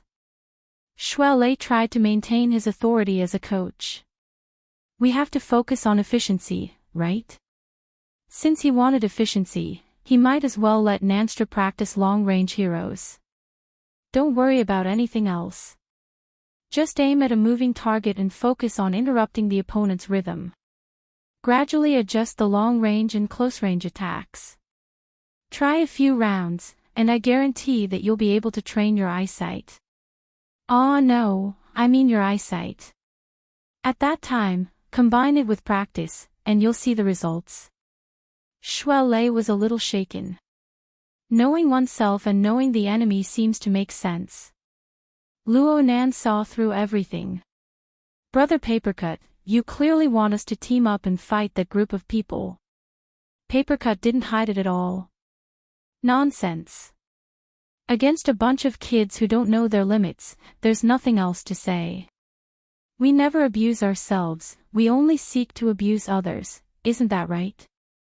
It could be said to be straightforward and clumsy incitement, but it made the young people in the small circle roar in response. Let's go up and crush them. Let's go up and crush them. Crush them. This group of bad friends didn't care if they would crush them or be crushed. There was a good show to watch. Soon, a huge number of messages flooded the screen. Shuelei let out a long sigh. He knew that no matter how effective Papercut's suggestion was, the Sansho training he envisioned was impossible to continue. Since this was the case, there was no point in being conflicted. In any case, he was already furious. Fuck. Let's go. Shuelei's actions were even more straightforward as soon as he spoke. He directly chose the public battlefield, and he chose the fight for position mode. At least 30 people responded at this moment, and the system sensed the relevant information. It automatically matched the infinite slaughter environment before handing it over to all parties for confirmation. F***CK. Has the system been targeted by a super administrator? 2 peaches, kill 3, 30 warriors. It's going to explode. It's going to explode. The so-called infinite slaughter environment meant that within the next half an hour, all the participants had to completely eliminate their opponents or endure this period of time.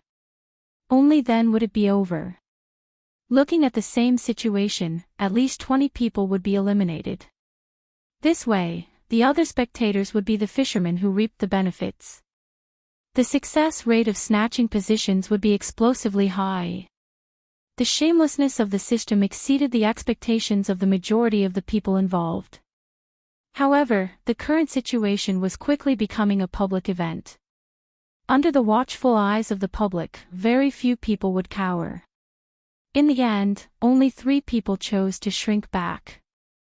The remaining 32 people were all swept into the public battlefield, taking up a third of the entire hero area. At this moment, the surrounding spectators in the hero area, and even the entirety of Area A, were about to explode. They cursed the system with righteous indignation as they tightly gripped the "Fight for Position" button. They stared closely at the live broadcast.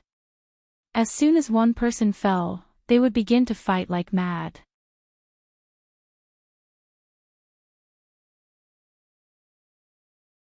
Chapter 399.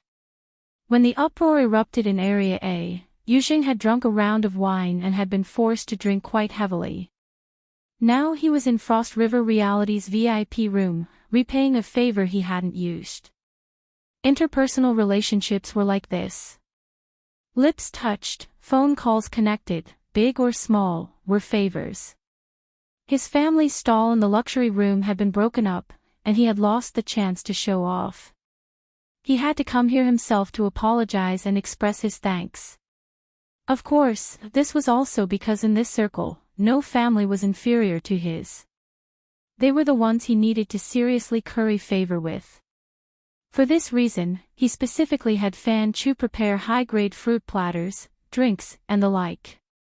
He lowered his attitude and visited the VIP floor. Tonight's back and forth had already pretty much worn down his arrogance. Admittedly, there were cold and warm people in this circle, but the host was still quite close. Yuzheng had once heard someone say that Zhu Maoxuan, the president of Yunde Business School's elite society, had a good appearance, but a violent temperament. He was known as the Butcher. But perhaps because it was their first meeting today, he couldn't see where he was violent. Yuzheng could see that today's main character wasn't actually Zhu Maoxuan. Instead, it was a young man with the same surname as him. He was introduced as Zhu Ling, Zhu Maoxuan's older cousin. Zhu Ling was around 30 years old. He had a buzz cut and looked rather neat. He didn't like to talk. In this place, he still didn't touch a drop of alcohol. Occasionally, he would sweep his gaze over. His gaze was calm, and not a bit of emotion could be seen. Yuzheng didn't make any further conversation. He couldn't stay here for long. After a round of drinks, he left. But he didn't leave immediately. He waited outside the door for Fan Chu to come out. He wanted to ask for specific information and clarify the focus of the following exchange. At this time, someone passed through the corridor and walked shoulder to shoulder with Yuzheng. As soon as they met, Yuzheng felt that the person was familiar. He was afraid that he couldn't recognize him, so he sized him up. The person across from him sensed something and turned his head. His brows furrowed, and he looked somewhat unhappy. Yuzheng was afraid of angering him. He hurriedly bowed and laughed. "Third young master who? Are you the border shepherd's third young master who? Last month at Celestial Crystal Biology's banquet." The other person interrupted him. "Who are you?" Yuzheng took a deep breath and smiled. "Hello, third young master. I am Yuzheng. My father is Wuyuf Pharmaceuticals Yuqi." "Oh, Wuyuf Pharmaceuticals. Your distribution business was pretty good last year." Hu Huaying smiled. She clearly had a young face, but she brought out a rigid social attitude. She politely shook hands with Yuzheng. Clearly, he didn't want to talk about it in detail. Yuzheng had just finished a round of toasting and had worn away his arrogance. With the stimulation of alcohol, his courage had grown quite a bit. He took the initiative to strike up a conversation. "Third young master, are you here to play with your friends? I don't know which room it is. I'll pay you a visit later. Maybe if there's a chance. I'm here to pick up a friend. I won't be staying for long." At this time, the door to the VIP room next door opened. Fan Chu flashed out and was shocked to see two people standing outside the door. When he saw their faces clearly, he was even more shocked. "Young master Hu. Hu Huaying saw that Fan Chu was dressed in work attire and made a sound of acknowledgement. She had no intention of continuing the conversation and left directly. This time, Fan Chu looked at Yu Zheng with a slightly different expression.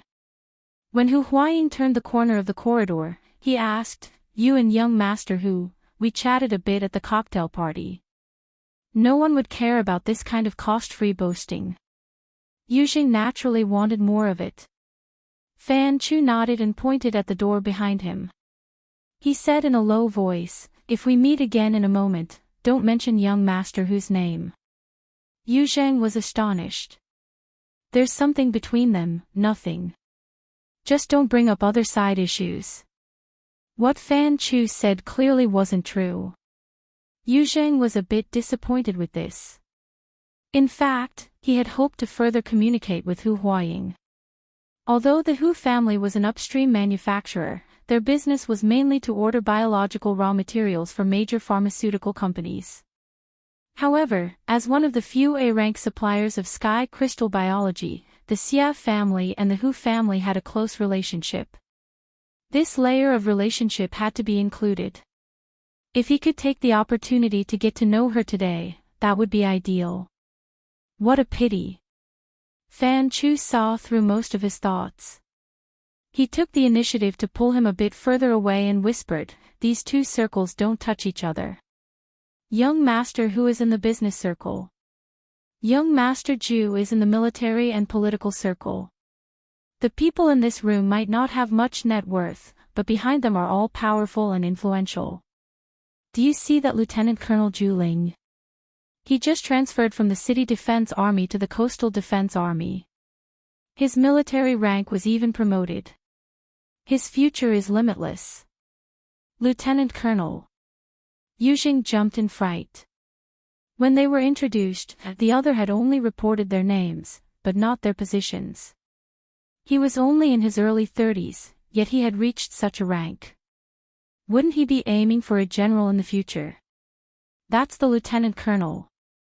But this one arrived later. I heard he was eating at Chonglu Pavilion upstairs. He heard young Master Sun was here, so he came to take a look. Fan Chu's wristband suddenly vibrated. Seeing the contact, he was stunned. He turned around and pushed the door open. "Young Master Sun, you were looking for me." Just as Yu Zheng was feeling curious, he heard a voice from inside. "Little Fan, call Yu Zheng back." This tone was firm.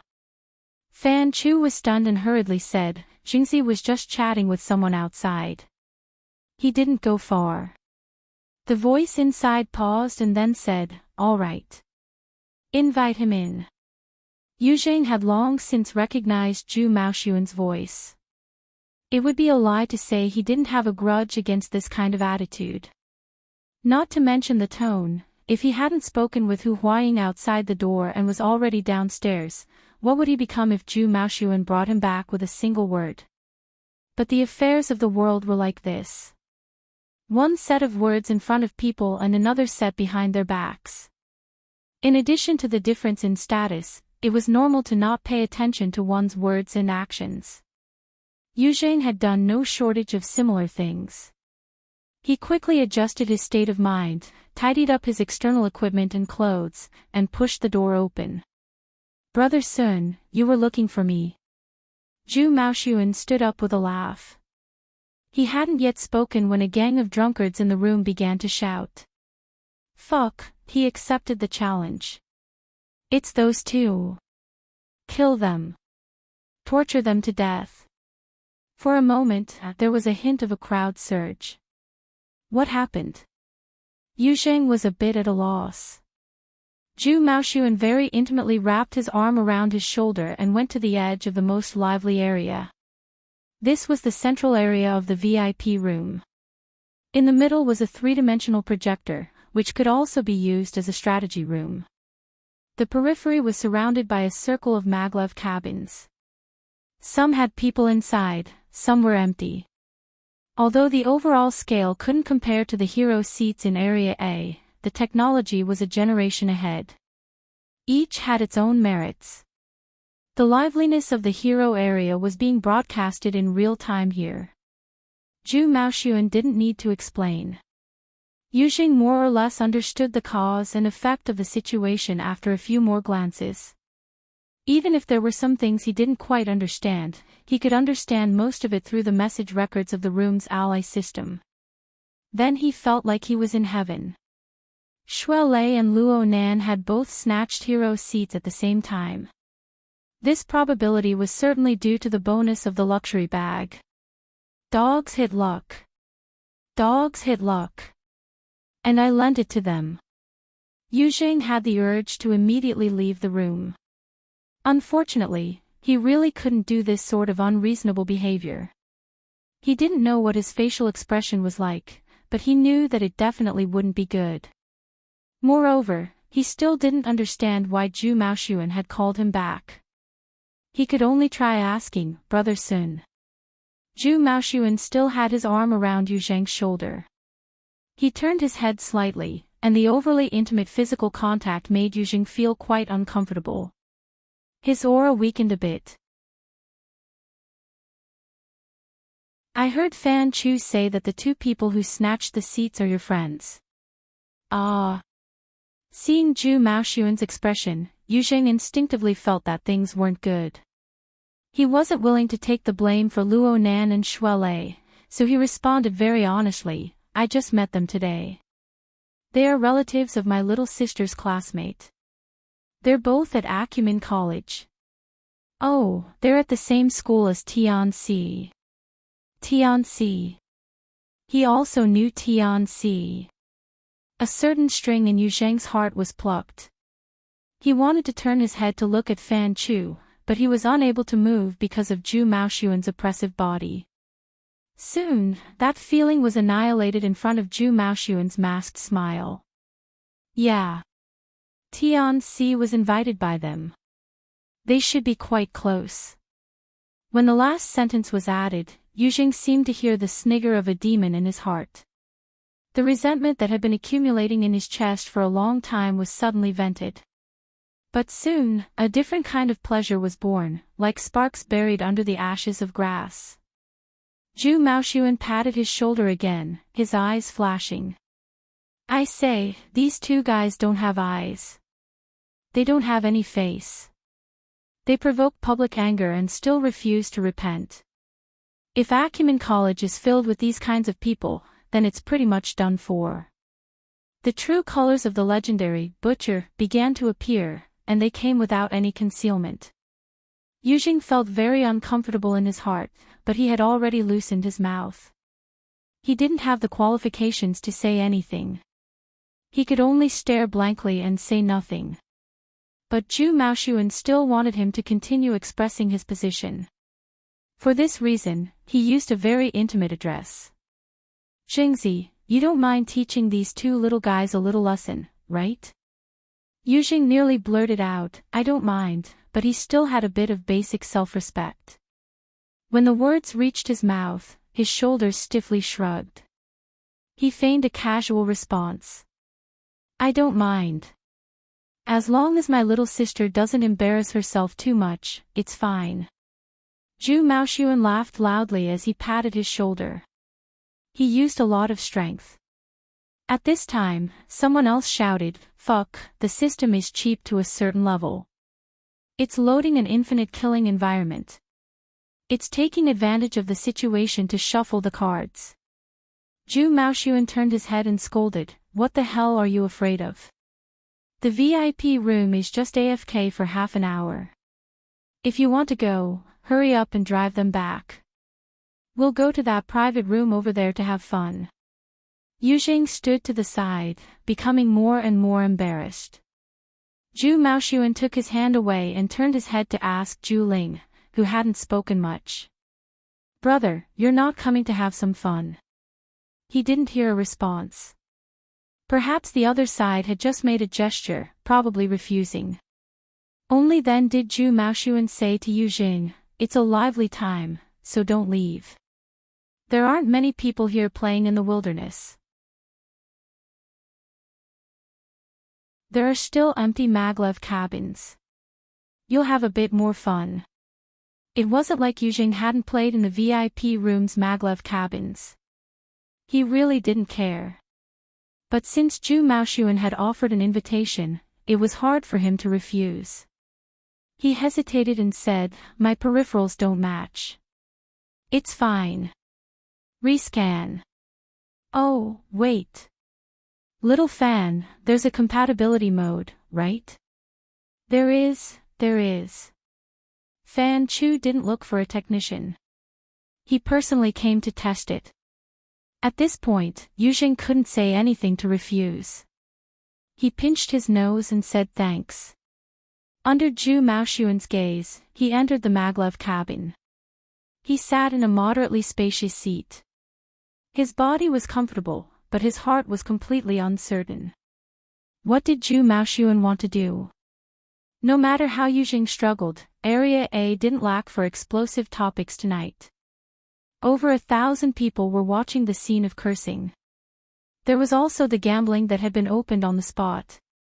All of this placed this battle of infinite slaughter on a fiercely burning bonfire. With so many people watching, there was no lack of sharp-eyed people. At the final loading stage of the environment, many people found something unusual when they saw the list of names. Fuck, there's even the VIP area mixed in. I was wondering why there were over 30. So it's just a bunch of nouveau riches making up the numbers. Like this, they'll squeeze out at least 5, 6, 7 spots, right? 20 or so is enough. Come on, let's have a total annihilation. The VIP can open a fantasy breed.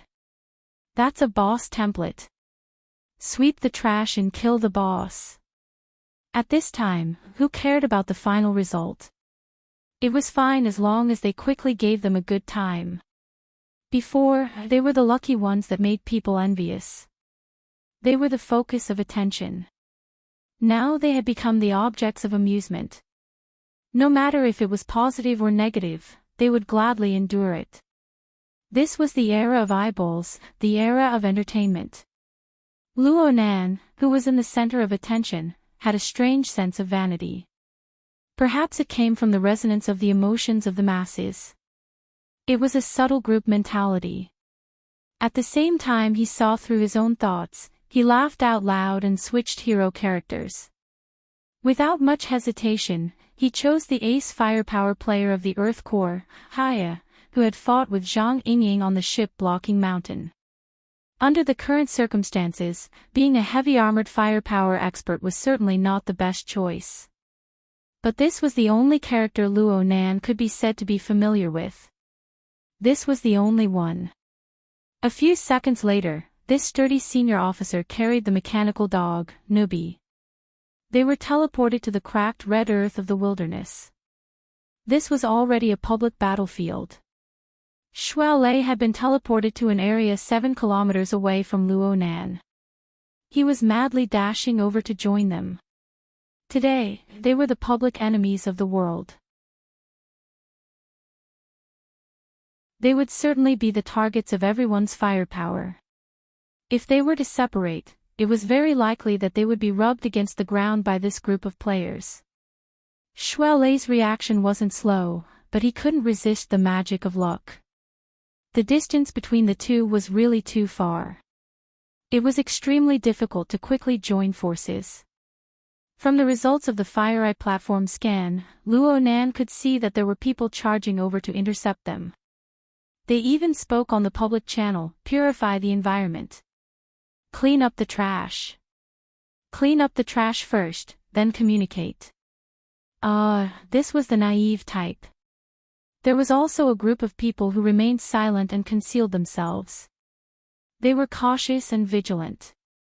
This was the economic type. They didn't want to make a loss. But at most, they would fire guns and set off firecrackers as soon as they entered the arena. They would go on a killing spree. This was the casual type. If someone were to question their purpose in coming here, they would definitely retort back with a single sentence: "What's the point of blindly talking about a game? I'm happy." Yeah, it was so complicated. Wasn't it tiring? Luo Nan's mind didn't have a fixed plan. He didn't think about success or failure. Ever since the game environment was matched and the battlefield of slaughter began, Sanzho boxing practice ended. He just came here to pass the time. His consciousness fused into the character of Haya, and he brought Nubi along as he walked forward. But he was a bit far from the center of the battlefield. The movement speed of the heavy firepower gunner was also very moving. When all sides were moving quickly, he didn't know how long it would take for him to bring the first enemy into his range of fire. In this small circle, Mo Pang and the others hated that they couldn't personally participate. They were 10 times more excited than Luo Nan. The group of people screamed taunt. Taunt. Ha. Voice control. Give Nubi the order. Luo Nan did as he was told. Then he saw the large mechanical dog that carried 2 rounds of ammunition. It barked and ran to the front. It turned around and raised one of its mechanical legs. Then, it peed. Of course, the liquid that rushed out was certainly a special chemical reagent. According to the system settings, it reacted with the red earth and emitted an eye-catching yellow smoke. It rushed into the sky and then turned into a distorted dog face that deserved a beating. Haya, the hero character, also followed the established procedures. He turned the thick gun barrel in his hand and scattered the bullets into the air. He loudly announced, "Targets, walk to your final destination in the trash." To read the latest novel, please visit the website.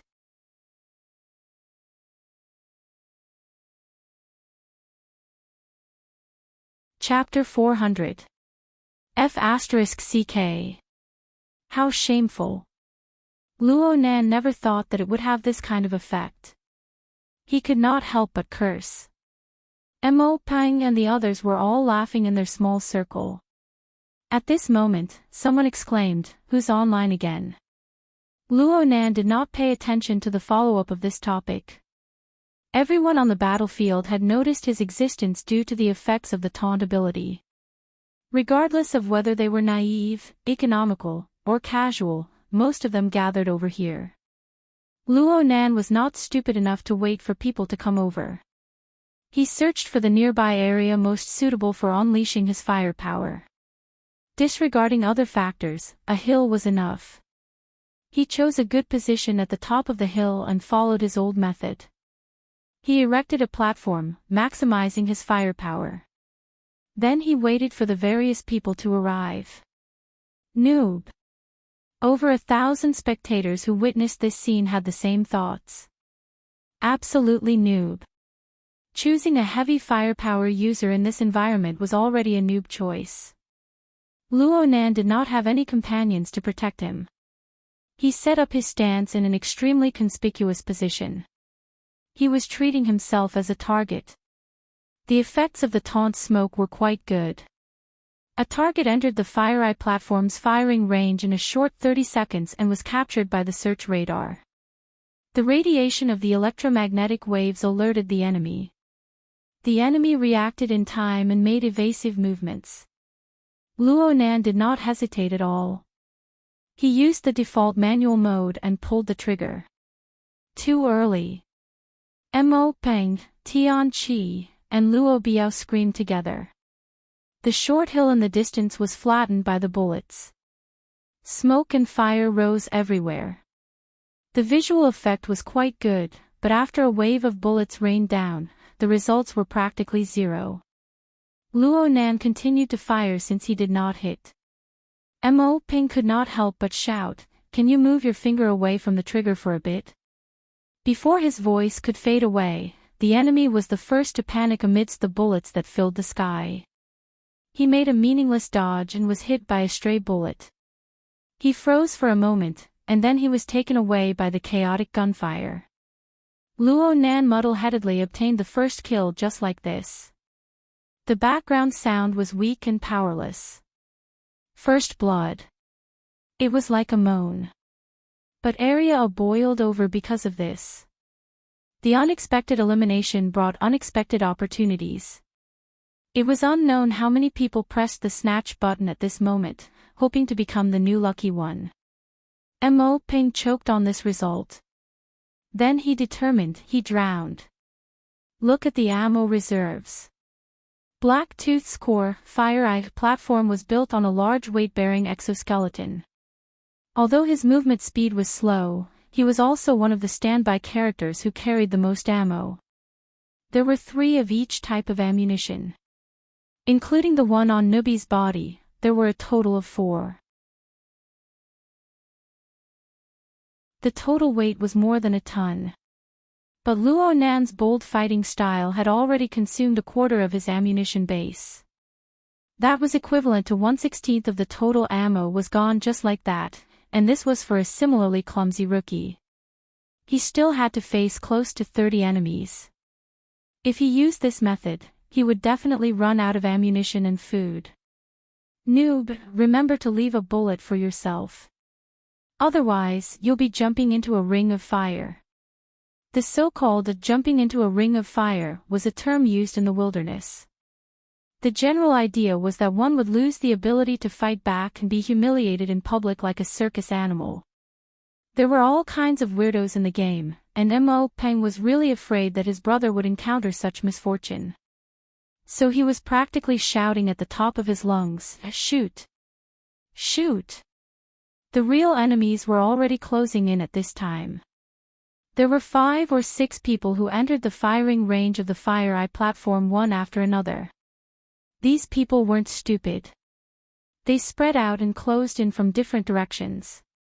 For a time, the search radar alarms rang out incessantly. Luo Nan turned his head in all directions and roughly assessed the situation. Then, he didn't say anything. He just directly started fighting. The Fire Eye platform radiated a beautiful fan-shaped trajectory. Even though the battlefield was set to be daytime, it was still extremely dazzling. Shooting in all directions. Well, Luo Nan was quite receptive to suggestions. He used burst fire, but the speed was too fast. What difference was there from shooting in all directions? In order to keep up with the tempo of 6 targets, Luo Nan even brought out Blacktooth's most powerful individual weapon, the electromagnetic sniper cannon. Along with the crackling sound of electric currents, most of the precious special ammunition was fired in the blink of an eye. The spectators in Area A fell to the ground in laughter. He can't run. He's a super noob. In just a few breaths of time, 2 base numbers of ammunition were poured out. Everyone watching couldn't help but gasp in admiration, how bold. But it wasn't just the other side that couldn't do it. Luo Nan reaped a double kill amidst the sweeping trajectory of the electromagnetic sniper cannon. The powerful electromagnetic sniper cannon directly blasted a mutant into pieces. At this time, some people could see that Luo Nan had a single bright spot amidst the mess of game skills. His control of the bullet point was pretty good. His coordination ability was adequate. There was practically no way he could fly into the sky or dive into the ground. Otherwise, even with the support of the Fire Eye platform, it wouldn't have been that easy to obtain a double kill. The problem was that there really wasn't enough space. The number of enemies gathered in the surroundings was still increasing due to the previous taunt skill. The inefficient method of attacking in all directions wasted too many opportunities to control the tempo. So much so that there were 5 enemies that entered within a range of 500 meters at nearly the same time. This was originally an effective attack zone for the Fire Eye platform. But under the interference of many parties, Luo Nan's hands and feet were bound. Though the other side didn't have heavy firepower, they still had long-range professions. Luo Nan's Fire Eye platform, which couldn't be moved, was the best target. Bullets began to streak past his body. Some exploded on the platform's defensive armor, causing sparks to fly everywhere. Some of the equipment was damaged. Whether it was Mo Peng, Tian Qi, or Luo Biao, none of them had the energy to do anything right now. It took a long while before they managed to grind out a half-dead sentence, "Let's first attack long range." Luo Nan still listened to their advice. He completely ignored the attacks coming from all directions. He concentrated his firepower on his own, hitting half of the third base of ammunition before finally submerging the target. A triple kill. And it was an achievement of consecutive kills. The system's voice became deep and powerful. Haya has activated the killing mode. Okay, at least he didn't lose out on this tortoise punch. Mo Pang and the other staff officers didn't know if they should feel relieved or sullen. Luo Nan asked them for help for the first time at this time. What do we do with Haya's close-range attacks? This terrible question of sharpening a spear at the last minute made Mo Ping fall backwards in anger. Close my ass. He can play with you however he wants to when he's close.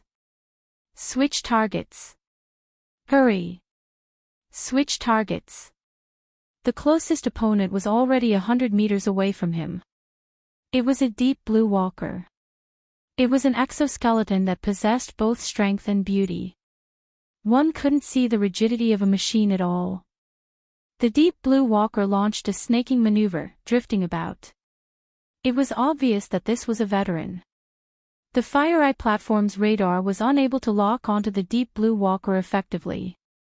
Luo Nan could only rely purely on manual operation at this time. But with Luo Nan's ammunition consumption, he might not be able to touch the deep blue walker even if he used up half of the base of ammunition. Luo Biao sighed in despair. You can call it GG. Haya doesn't have a close-range attack. Luo Nan didn't use his ultimate skill of submerging bullets. Instead, he sank into the pit of close-range attacks. He could only lower his head to look for his equipment. Mo Pang's eyes burned with rage as he watched. He hated that he couldn't just reach out and seize control of the FireEye platform. In the end, it was Tian Chi who pointed out, there's a hand cannon mounted on the right leg. By default, it's a burst shot, but it needs to be changed to a single shot. Otherwise, the recoil will be too strong. Luo Nan simply tossed aside the hindering electromagnetic sniper cannon. He reached out to touch the outside of his right thigh, and the corresponding device was triggered. Sure enough, a sinister hand cannon appeared in his palm. He simply took it. At this time, the deep blue walker had already entered the 30-meter range. It began to push and accelerate, breaking through the sound barrier in the blink of an eye. F***CK. I can't even lift the gun barrel. Luo Nan really didn't lift the gun barrel. Instead, he just pointed it diagonally at the ground and fired a series of bombardments. The gun barrel, which was big enough to fit an infant's fist, pulsed slightly. The ground exploded into dust and smoke, flames, and liquid. A miserable hiss could be heard. The messy red earth suddenly swelled up, and a twisted and broken arthropod screeched as it struggled out. This consumed the last of its health, and it fell to the ground, unable to get up again. Haya kills people like flies. Who can stop him? The system's voice forcefully reached a climax. Whoosh! The gasps of surprise from the spectators of Area A were like the wind blowing across the prairie. They pressed the overgrown emotions into a similar shape. Giant mole cricket. There's actually such a sinister person. But he's dead. Did you see that? The radar didn't give off any warning. It didn't matter what species it was, or which player was driving it. This person was able to deceive the spectators, who had the omniscient view. This was admirable. But the result was that he was blasted into mush by the hand cannon. He died a miserable and sullen death. But how did he discover it? The intense advancement of the battle didn't wait for the spectators to sort out their doubts. The supersonic deep blue walker had already pounced over. The alloy blade pointed forward, and the format of fire circulated on it in a cyclonic fashion, cyclonic blade. This was already close to a fantasy martial technique. No one had ever seen it used in reality. The might of this blade could be said to be unstoppable. The blade flashed, and the defensive armor of the FireEye platform was directly split into two. It was softer than tofu. As for Luo Nan, he fell backward. His exoskeleton helmet cracked, and he cut an extremely sorry figure. But the moment he fell, the hand cannon, which had been pushed up by the powerful recoil, naturally lifted up. The special ammunition burst forth with sparks. Another burst of fire, and the remaining half of the ammunition in the magazine was emptied. At such a close distance, there was no reason for the bullets to miss as long as the trigger was pulled. The deep blue walker let out a pained cry.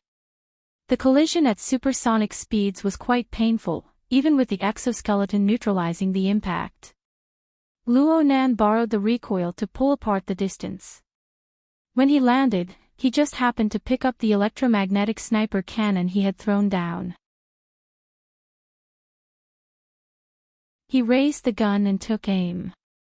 The deep blue walker endured the intense pain in his chest and performed a classic evasive maneuver. At the same time, the muzzle of Luo Nan's gun sprayed out a fully charged metal pellet. The heavy pellet pierced through the joint of the deep blue walker's head and neck. Its trajectory deviated slightly upwards, causing the head and half of the chest to explode. Soul strike. The system's voice exploded, pentakill. The unstoppable Haya has filled the trash bin with the corpses of his enemies. Luo Nan let out a breath, lowered the gun barrel, and chuckled. Other modes of action were hard to grasp, but Luo Nan had made Quantum Corporation one of his imaginary enemies for a month already. How could he not be working hard? Besides, he had watched the deep blue walker fight before. He truly understood the classic movement modes of this toy. He had grasped the rhythm just right. Area A nearly exploded amidst Luo Nan's smile. Luo Nan's series of actions just now. Step shot, flying recoil, abandoning gun, taking gun, soul strike.